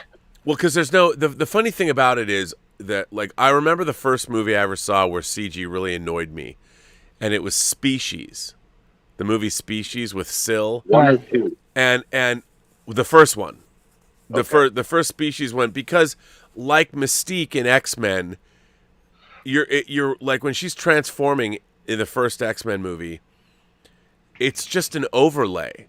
You know, with American Werewolf in London, you're actually watching skin. I mean, it's latex skin stretching, and you can tell. And when you're watching, like with Syl, when she's transforming, I didn't believe what I'm watching is just an illustration. You're not watching flesh. First of all, It's like a video game. yeah, no physical flesh can move.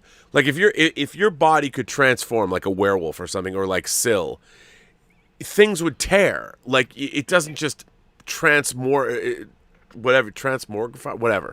You know what I mean? It wouldn't just transform. You would see stuff happen. Like if anything happens to your skin, it would either rupture or you need stuff like that. There are movies that I've seen though that goes too far. Like there's physical effects that just get ridiculous. There's a movie called The Beast Within, where at one point this human character tears off his body, and it's too much. The physical effects go too far too. It really, what you need is a deft touch. You know, you need to have a director and his effects team that know how to employ effects. Just like I mean, I love Stan Winston's Pumpkinhead because he really knows how a movie like that should be made. Yeah, Beautiful. and that way it's shot and the effects. That movie's really, really well done because nobody knows how to shoot their effects better than effects guys do, because they know don't put too much light on this latex or it'll look fake. So don't do that. And Pumpkinhead is a great example of, because you had Stan Winston directing, so he knew how everything should look. And he did a fantastic job. This just popped in my head because I'm a 90s kid. So I had pay-per-view at my disposable when I was a young kid. So there's many weird 90s movies I watched. But one that always sticks in my head, that's my favorite, is Mimic. That was Guillermo del Toro directed that. That was him? Yeah. Yeah. Guillermo del Toro directed Way. Mimic. And the version that came out was heavily edited, like Miramax fuck with it, but there is I think there's a director's version that's come out that I don't have, but that has some great practical effects in it. Great, scary practical effects. Scary. What do you think of that? What do you think of that movie as a whole?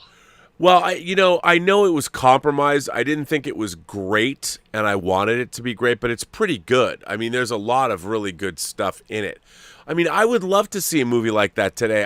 I'm we're so into this. We're mired into the ghosts and the weird. Like, I'm hoping to have Adam Robitel. I want him to come on the show. Who directed Escape Room, but I want more movies like Mimic. I want more creature features, not like Asylum creature features that you laugh at. I like real.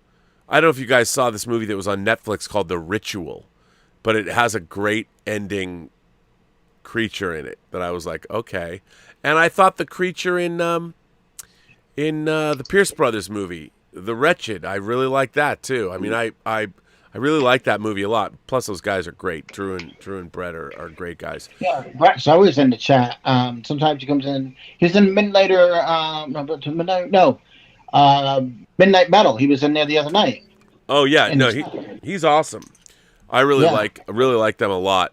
They're such fans, and I think they're talented guys. I want to see them do another creature feature. I know they want to do a werewolf movie, and I'm like, fuck yeah, man, we'll go make a werewolf. I want to see that shit. And then last 90s movie in my head, Cube. Directed by Vincent Natali. I saw Cube when I was at Sitges in Spain. It won that year in 98. I really like Cube a lot. I thought Cube was that opening scene. Fuck, that movie's awesome. Although that's a combination of CG, but I didn't mind it. I mean, Cube is great. It's great. Yeah. I really like Cube a lot. By the way, Combatant 629 says Kate was also good in Win a Date with Tad Hamilton. It is true. She was good in that. I like that. So yeah, I was 8 years old watching Cube. As well, you should be. And you're a better man for it. God damn it. So Yo, yeah. so what, Rob? How about you? What like when you were young and you snuck away from your parents or something that you watched something really R-rated? Well, okay. Well, my dad took me to see Dawn of the Dead and Phantasm and things like that in the theater. But the worst thing I saw was I Spit on Your Grave. And I didn't know what I Spit on Your Grave was. And I brought it home. And so we had this suburban split level house. So we had it was like a Brady house with 2 stories. You got the garage and then the second story where all of our bedrooms were. And then the split level where the kitchen and the dining room and the living room were. And then downstairs in the back of the garage was our big family room, big TV room. It was kind of my room. And that's where I had 4 VCRs hooked up, so I was always copying tapes and stuff. And I would bring home things, and I was watching, I'm 13, and I brought home I Spit on Your Grave. Now, I had not seen I Spit on Your Grave, nor did I know what it was about. It was just a horror film. I Spit in Your Grave. I don't know what it's about. Well, I Spit in Her Grave is a movie about a woman played by Buster Keaton's granddaughter, Camille Keaton, and she goes to the countryside to write, and she runs across these 4 local guys, and they spend the day repeatedly raping her. And they chase her down, they rape her, and it's fucking brutal. And I'd heard the word rape before, but I never understood quite what it meant. And it's really, really horrific. And then, of course, she takes revenge on them one by one. And after this has happened, one of the guys, the leader of the pack, she seduces him, and she gets into the bathtub with him. And she's hidden a butcher knife, and in one of the most famous scenes in the movie, she just cuts his dick off. And then, and Where it did is, she hide the knife? and she had it right underneath the bathroom rug, the throw rug that was right next to the tub. So she's in there, and she's jerking him off, and she reaches down, she gets a butcher knife, and he's hard, and she cuts his dick off, and it's so brutal, and she throws it into the sink. And first of all, the rape scenes, and my mom kept coming down to do the laundry, and she's like, "What is this you're watching?" And she didn't turn it off. She wasn't looking at it, she was just hearing it. And this movie is, to this day, it's really rough. It's really brutal. And It sounds brutal. And my mom's like, "What is this?" I go, "Oh, Ma, it's this horror movie called I Spit on Your Grave." And I'm 14, I think I was 14. And my mom, they never said anything to me. Because I was so into it, and I guess my mom just figured that, well, if it's a horror movie, but it was nothing I should have been watching. Let me put it to you that way. And it was hardcore, and it was brutal, and to this day, and by the way, they just released a beautiful special edition of it. But I will never watch that movie again. Did you see the remake of it though?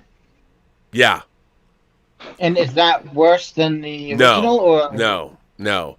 The thing about there's something they cannot do anymore, and if you look at Texas Chainsaw, well, no, they can't make movies look and feel as grungy and real.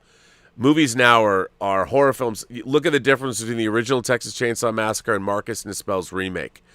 Now, it's great, and of all of these, it might be a bad example because I think his remake of Texas Chainsaw is one of the better ones. But if you watch the original Texas Chainsaw, because of the way it was lit, because of the way it was made, the grunginess of the production, it felt like the original Texas Chainsaw Massacre feels like you're watching something that's really happening.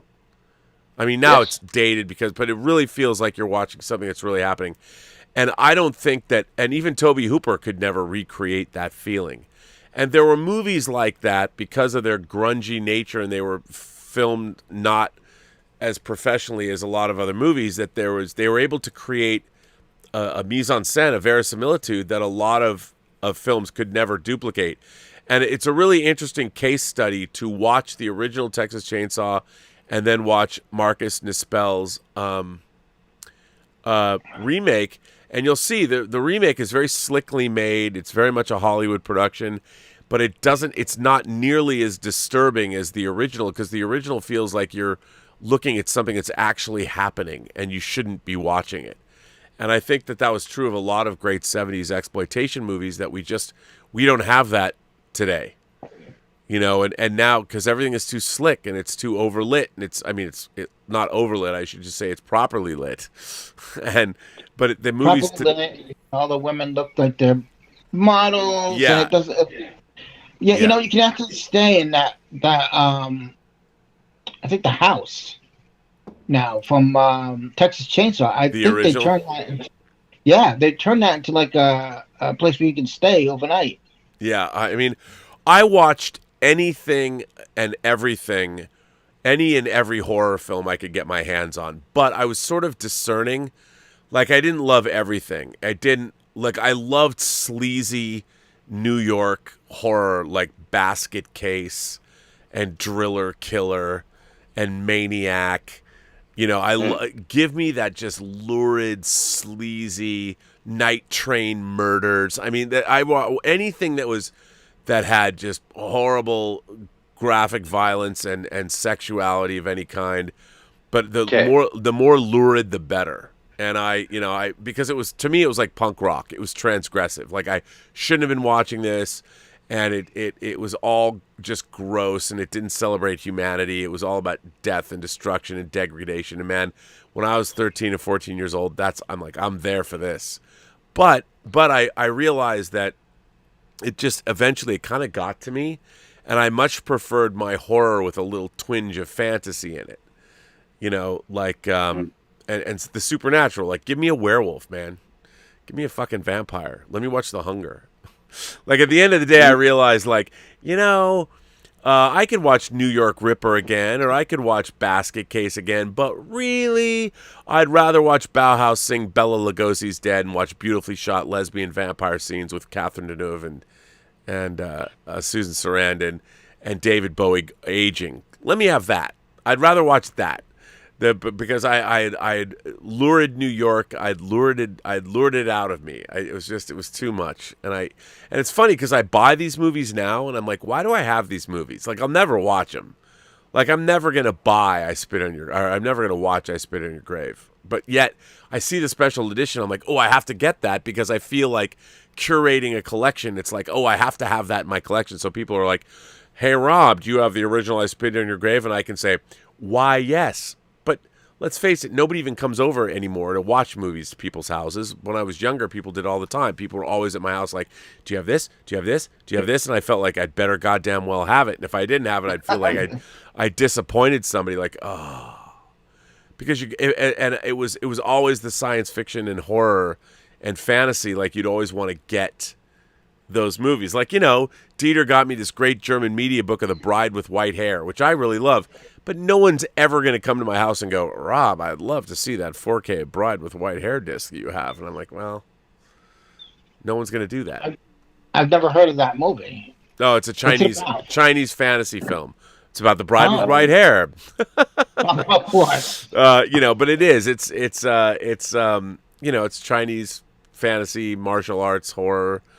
I love that stuff, but now it's like, I love Korean. Like, I love movies like I Saw the Devil, which is fucking brutal. A serial killer kills a police officer's wife, and the police officer finds out who does it, and they play this weird game with each other.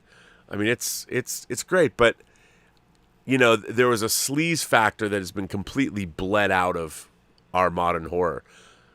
When I was hoping when I saw a Serbian film, I'm like, oh yeah. And then I was just like, oh man, I can't deal with this anymore. Yeah, I'm too old. When I got Scotty 37 with me, we were online, we were talking, and I go, have you ever heard of a Serbian film? He goes, no. So I showed him the trailer, and he goes, Tom, don't ever show that to me again.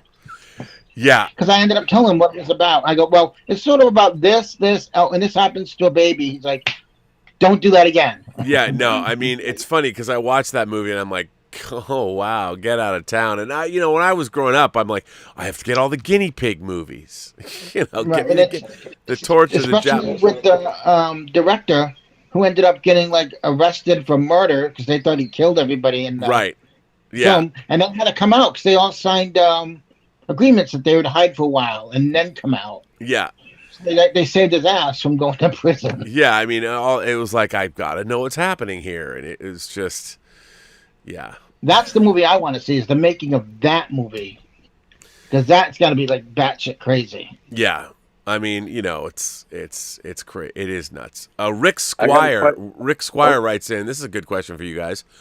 Your thoughts on the Hellraiser franchise? I enjoyed part 1 as a creepy, dread-inducing horror film, and I liked the fantasy elements of part 2. Aside from some good performances by Doug Bradley's Pinhead, I felt the rest of the franchise was meh. Unfortunately, Rick, I feel the same way you do. I loved the first Hellraiser. That, to me, was a great combination of weird sexual deviancy and awesome supernatural horror.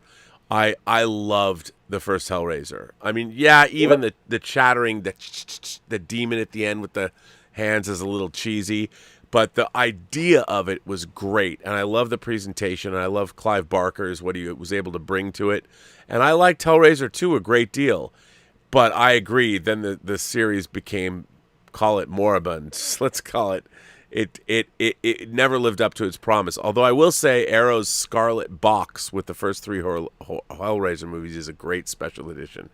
I love it. Right, great presentation. His Pinhead, like, awesome. I mean, I love, and all the Cenobites, really disturbing. I mean, all of that came out of Clive Barker's, rough leather trade when he was a hustling, doing gay tricks when he was a young man. I mean, so much of that has permeated his writing. I'm a huge Clive Barker. I read, again, finding his novels and the books of blood, his short stories in the 80s really was hugely impactful on me, because talk about a transgressive horror writer, man. The stuff that came out of his mind, I'm like, oh my God. But I loved seeing Hellraiser. I loved it. Speaking of horror, I'm not the biggest horror guy. I like the Four Horsemen, your Myers, Freddy, Jason, Leatherface. Yeah. But I know you've seen. I know you've seen this. What do you think of Terrifier? I have. You know what? I don't remember anything about Terrifier. I saw it once on shitty VHS. Oh no! You mean the newer Terrifier? You're talking about the recent Terrifier. I liked Terrifier. I was thinking about something from the 80s.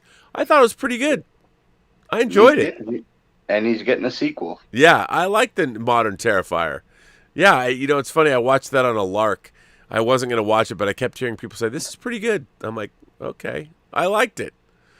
Yeah, I did it. I kind of did it the same. I'm like, I'm not a big horror guy. I'm like, people are telling me, watch the Terrifier. I'm like, all right, I'll do it. Yeah, I mean, my taste in horror in terms of the stuff I like has changed a lot. I mean, I much prefer, like I saw a movie, I don't know if you've seen it, called The Invitation, and it was on Netflix. If you haven't seen The Invitation, don't read what it's about, just watch it. Karen Kusama directed it, and I love that movie, and I wanted to like movies like Ari Aster's Hereditary, but I felt it was like too derivative. I think his films are a little pretentious, but that Midsummer, I wanted to like him more, but the Invitation and then The Ritual, I kind of always think of those as a double feature. I really liked, and I really liked like Dennis Wheatley's Kill List, stuff like that. Or it's not really a horror movie, but Tom Hiddleston starring in, I think it was Dennis Wheatley too, when he directed the movie High Rise, which is an adaptation of J.G. Ballard's novel. I thought High Rise was pretty good. I mean, that was the kind of stuff I really liked. And, recently I liked Possessor. I didn't think Possessor was as great as I wanted it to be, but it was pretty good. I liked it.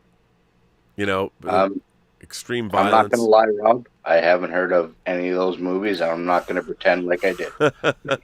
It's okay. I know Possessor very well. I remember that episode of Whining very, very well. Yes. Possessor was I wanted to like it more. But, yeah. Yep. Yeah. But the Hereditary, that disturbed me a lot. That scene where the girl. She's got her head out the window, and you're like, Oh, oh, man. nothing's gonna happen in them. Boom. Yeah. The movie for me that I really like is Audition, Oh, I loved Audition. Yeah. and it's great because it's like a drama at first, but then you get that last 30-40 minutes where it just becomes this crazy, what the hell am I watching? It also has one of my favorite, I don't know if you'd call it a scare, but when she's on the phone and there's the like, it looks like a leather, it's like a canvas bag wrapped at the top, and nothing's happening, and something moves inside, and you know that there's a human being inside this bag that she's... I love that. I loved that because you don't know when you're watching Audition what it's about. It's like, I want to find a wife. Well, I'll find a nice actress for you. You have no idea where that movie's going. I love it. And I always thought if they were going to remake that, they should have done it with Michael Douglas as the father in it, who's looking for the wife. I thought he would have been great in that. Like if he was going to ever go in that direction. Yeah. Yeah. Yeah. Yeah, and it would definitely be a different role for him. No, Definitely. I mean, and that was, I mean, the other movies that I was blown away by. I was blown away by Martyrs. I couldn't believe it when I Martyrs and Inside, the French film Inside, and both of them have been remade. But the funny thing about Martyrs, I've told this story before, but people are talking about, oh my God, you got to see Martyrs, and I'm like, what? I would read articles about Martyrs. I'm like, what the fuck is this movie even about? Like, I could not. I read reviews of it. I'd read articles about it in Fangoria. I had interviews with the director and everything. And I'm like, I have no idea what this movie's about.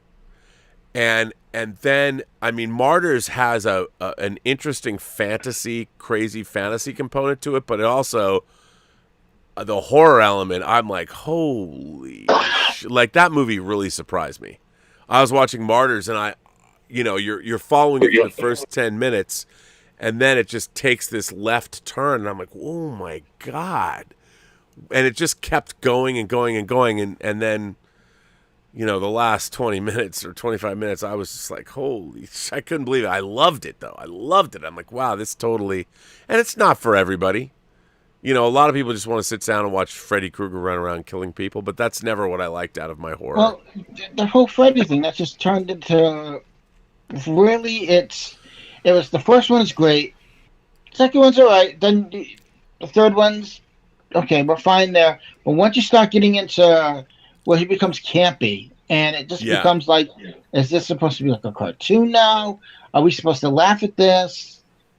And the fact that people dress up like this guy and they forget he was a child killer. Yeah, and that they like to dress up like him. But then let's count the newer movie, where he's a child pervert, whatever you want to call it. Still, I think Robert Englund said he wants Kevin Bacon to take over for him if they ever do another one. Yeah, that would be interesting. Yeah, I prefer. I like the Freddy Krueger movies because I like the fantasy component to it, but the horror films, I think the things that get me the most, I need philosophical horror. Like, that's what I need. Now, monsters are great, but I need a component. Like, Possessor had a bit of philosophical horror in it. Something that The Ritual and The Invitation, philosophical horror. Did you see The Conjuring 3? I haven't seen that yet, but I like the Conjuring movies. But that the whole first one is great. Yeah, which I like those. I like the Conjuring movies, and I like the Insidious, the first couple of Insidious movies too. But again, I like philosophical horror. The brains behind it. Something like that. Like I really liked Hostel 2. Like the first Hostel was cool. I liked it, but it was Hostel 2 when you met these guys that are like bored at work. They got, I got an experience. I'm gonna go torture and kill somebody. And you got like the first Hostel was cool, but it was I don't think it went far enough in terms of, but by the time you get to Hostel 2, you get to actually meet the people that want to kill individuals. And I'm Yeah. like, oh, I'm like, oh, this is fucked up. This is a total indictment of modern civilization, and I really love. But then Hostel 1 is if you've ever done any traveling, I did like the idea that, this is I thought that was good. So But do you think that torture porn is gone, or is it gonna make a big resurgence? Do you think which one? torture porn? That's what they call it, right? Well, yeah, but Hostel. I think torture porn. Look, we have the new Saw movie that came out. I think torture porn. What's the attraction to that genre is we all see ourselves as the victims. We wind up in these because it's horrible because it's all about your body is being violated. I mean, that's what Hostel is. Your worst nightmare. You if you're not getting your kidney cut out and you wake up in a bathtub full of ice. Yeah. That it's all people's bodies being violated by other human beings. So there's something to that, but I think it's kind of past its time. That I think why? Because I used to not believe that a world that hostile. I used to think that that'll never happen. I believe it's happening now. Yeah. I believe that there are places in the world where you can pay money and kill human beings. I think I'm sure there are. that we've now come to a place where we human beings we have such a lack of respect, a fundamental and the thing about Hostel was the movies. It was so horrifying because Hostel was saying like this was never going to happen. It was supposed to be too much, but now I believe there's so much hatred and disrespect, mostly disrespect for other human beings, that I'm sure that there's something going along like that. Speaking of human beings, Rob, you said it like weeks ago, and I've always thought the same. The only time where we all band together, don't care about race or religion, is when fucking we get invaded by aliens. And it's coming. According to that report, it's coming. We're gonna. When is that report supposed to come out? I don't know. I mean, they're not going to say anything. They're just going to say, yes, we can't explain this. So I know they've been doing something. They've been doing committees on that. They've been talking about it. So maybe they'll just release it and not tell anybody. I think they're all softening us up too. I mean, if the mothership landed in Washington D.C. and they played the notes, I think people are like, it's like, I've seen that before. I've seen it. Yeah, that's what I mean. Like they're telling us like all this footage and everything, and we don't care anymore. No one cares. Right? Nah. Well, they said that the UFOs are real, but the aliens are not. Right. So it's like there's all this this technology that's 1,000 years, and they're living in the oceans or whatever. You're like, okay. Now what? Well, we don't know what they are. There's nothing we can do. And the funny thing about it is, like, I don't even think if that really happened, if aliens came to Earth and invaded, I don't think they would bother contacting us. No. They just go up and stomp down the door. Yeah, like we don't check with the ant hills if we're going to build a home. We just move the ant hills. It's like, sorry, ants. I know you guys have a vibrant, loving, great society, and you have glorious purpose, and you've built this fabulous lattice work where you're living in the ground, but we're going to just come and tear it up.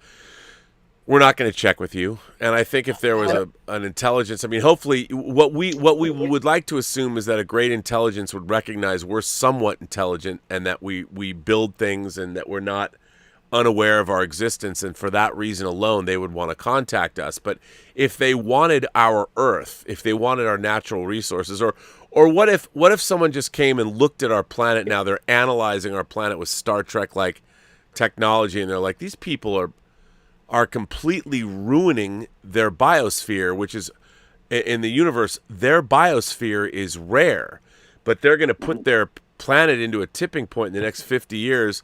Let's just get rid of them, shut down their fossil fuel production, get rid of all their nuclear energy, and we'll get rid of them. And in 50 years, this planet will be restored to its pristine nature, and we can come in and colonize it, which is what we need, because the biosphere and ecosystem of this planet is so rare. The people that we don't need it. And it's funny. I was watching this documentary that Elizabeth wanted me to watch about.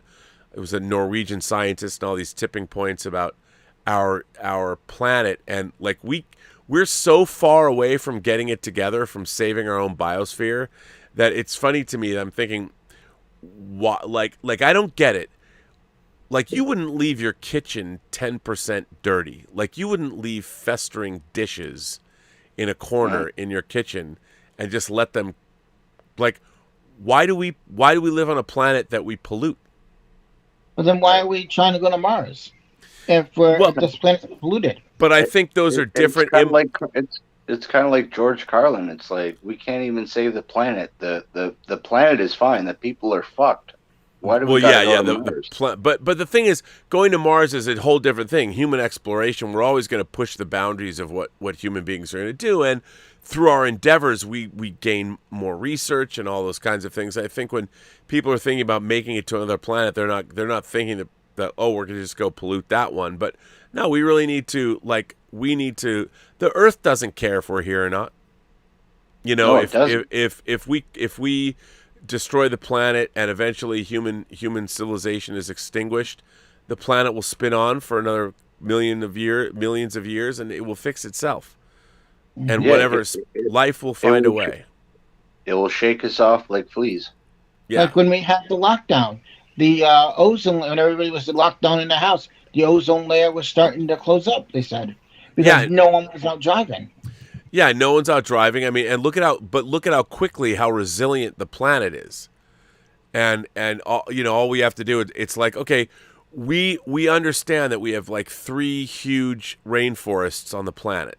We need these rainforests, and we need and yet we'll clear cut them because people need to eat too. And it's like, okay, well, we don't even understand the biodiversity, like everything on this planet.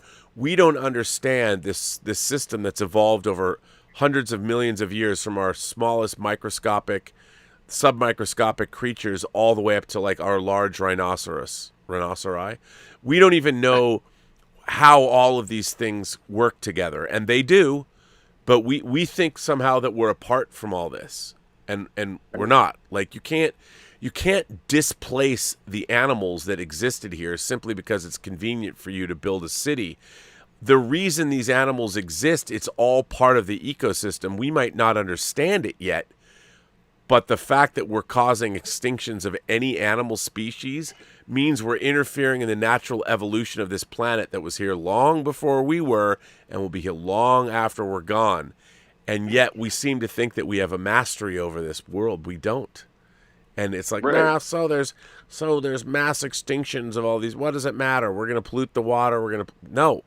Chickens will come home to roost, and we're going to be right there. Look at we're in the middle of a heat wave right now. There's more CO2 in the air than there's ever been. And people are like, well, there's not really global warming. No, there is. There is. It's demonstrably here. And we are to blame. You can look at the charts, that it's demonstrable. And yet there's people like, well, the climate side isn't fixed. Well, of course, because nobody knows what's going to happen. It's never happened before, so there's nothing analogous in history to be like, we don't know what's going to happen. Well, maybe nothing's going to happen. No, something's going to happen because there's acid in the water, in our oceans. It's never been there before. We can just look at these things, and people are like, well, I'm going to debate. There's no such thing as global warming. And I'm like, okay, but there is. There is. The reason they debate it is because when it gets cold and it starts snowing, see, there's no global warming. There's no global warming. It's snowing. Yeah, it may be snowing. Right. But in other places, it could be 113 degrees. You got people who don't have water, who have to deal with that heat. Why would you not say that there's global warming? Because people don't know. It's just. I'll say we need to save our own humanity first. We need to care about humans, our neighbors, other countries, before we care about global warming. Because once we care about each other, then everybody's involved. But I think we need to do all of it at the same time.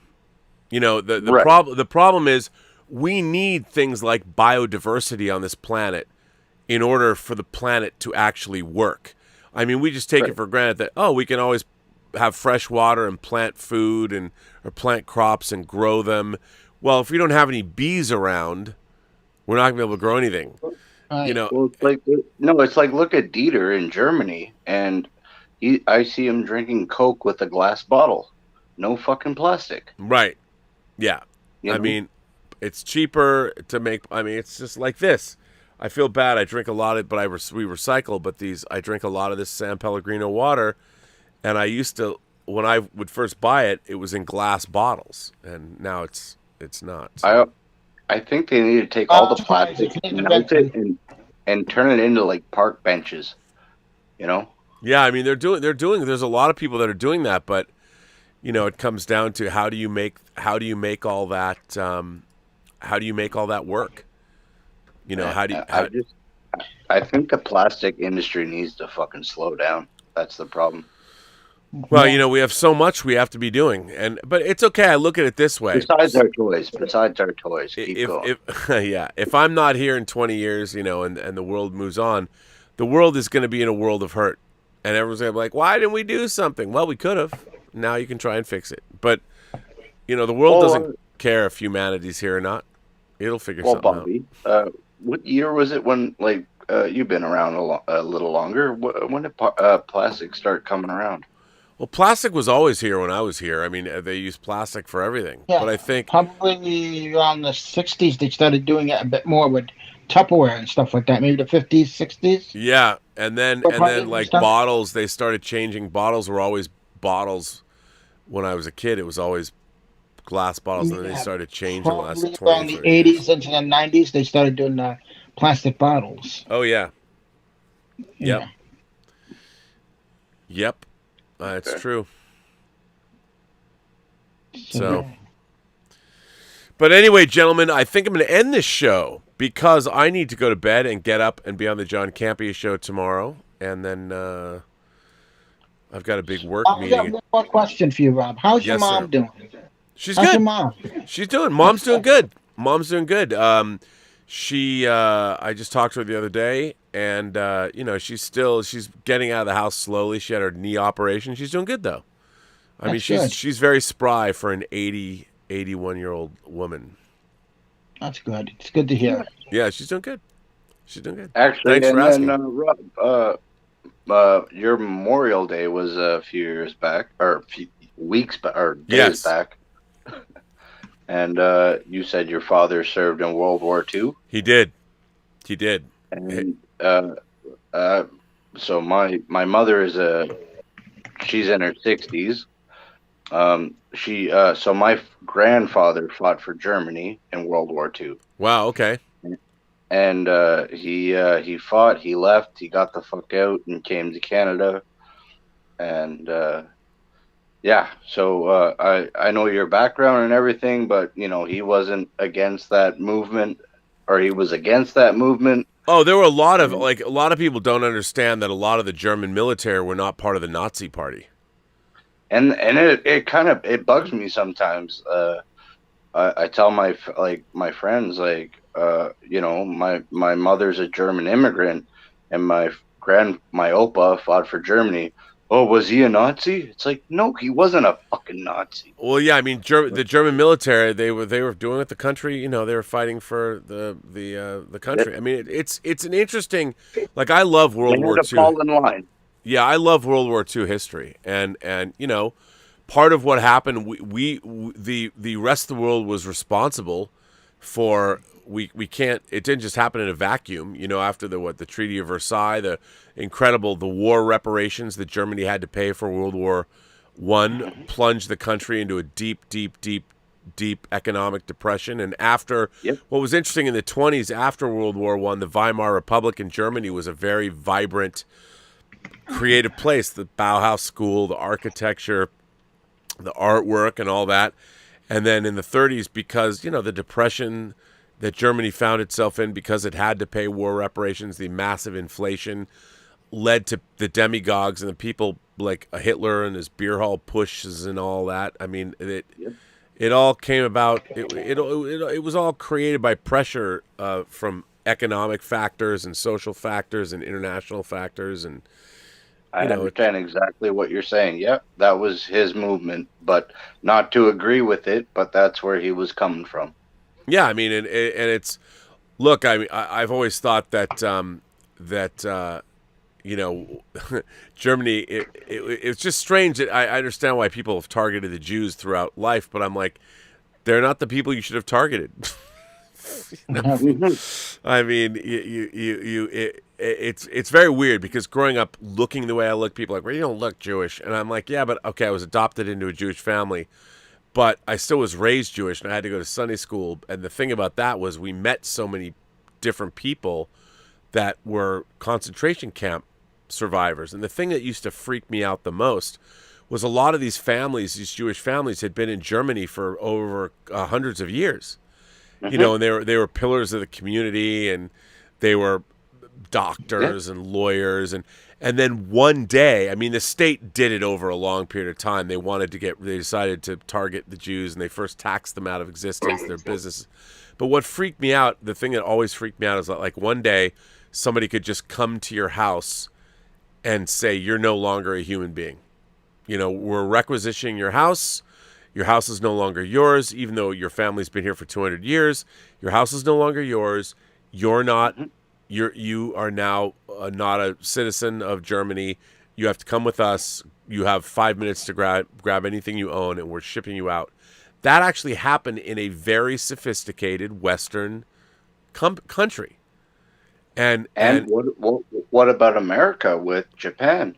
With Japanese American citizens. Yeah, I mean, but that to me, they threw them into camps. Into camps.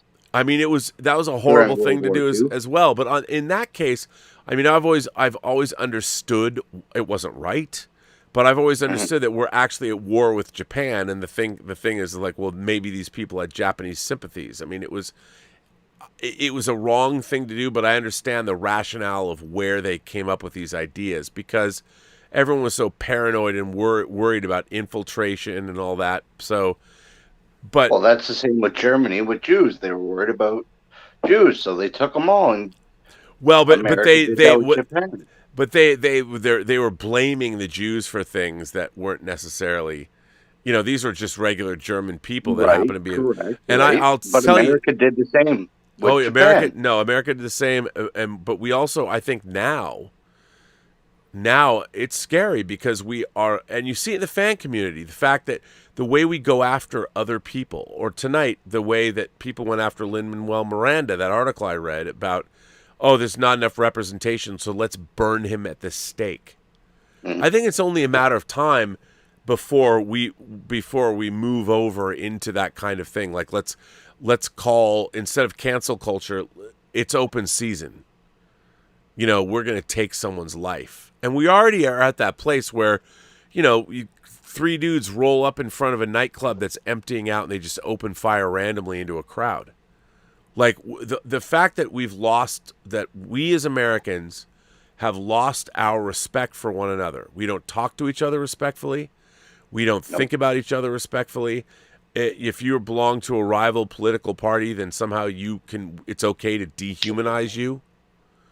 And I'll say this, as a Canadian looking over the fence to America, what disgusts me with America is how you guys are divided with red and blue. Yeah, what happened to all being Americans first? Exactly. You know, and now it's weird and tribal, and also what I find really disturbing is that people are no longer interested in those people who do great stuff or who are really intelligent. Now it's like, I tweeted this article about how people want to go back. They'd rather live under maybe a dictatorship where they're told what to do, because I read this article about how the modern age has failed so many people. Like, the middle class kind of failed. Our technological age has failed. And what do people are leading lives of quiet desperation. Where's the middle class life we were promised? A home, a fence, being able to pay for your families, and all that. We can't do that here anymore in America. And if you can't hope to have that dream, well, what do you turn to? You turn to somebody who will provide that for you. So we're definitely open for that kind of not good things. Yeah, the American dream exists, but you just have to be asleep. Yeah. Mhm. But on that note, gents, I want to say goodnight to all of you. And I want to thank you for being Thank you, here, Rob. Donnie and Tom. This has been great. I want to Yeah. thank the Richards here. I don't moderating, and I want to thank the Richard for being here. I don't know Me if and him anyone. been talking on Facebook. Oh, nice. Yeah, and video chatting. He's a sweet, awesome dude, Yeah, and you got to have him on your show. yeah. He's got to come on the show. I mean, I haven't had that many moderators come on the show.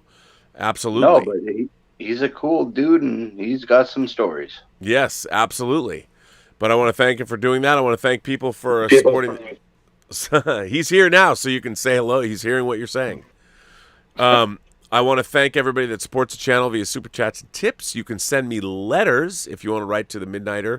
Send me letters at the Burnettwork.net website. I have a lot of letters stacked up for the last couple of days. So tomorrow on Robservations, which will be at probably, because I have a big meeting at 2, it'll probably be at 3.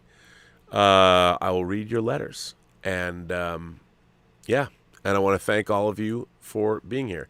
Donnie in Rob, Canada and Tom on go the East fuck Coast. yourself. Oh, there you go. I will. I can't wait. I mean, one day you, Donnie, are going to be Puck.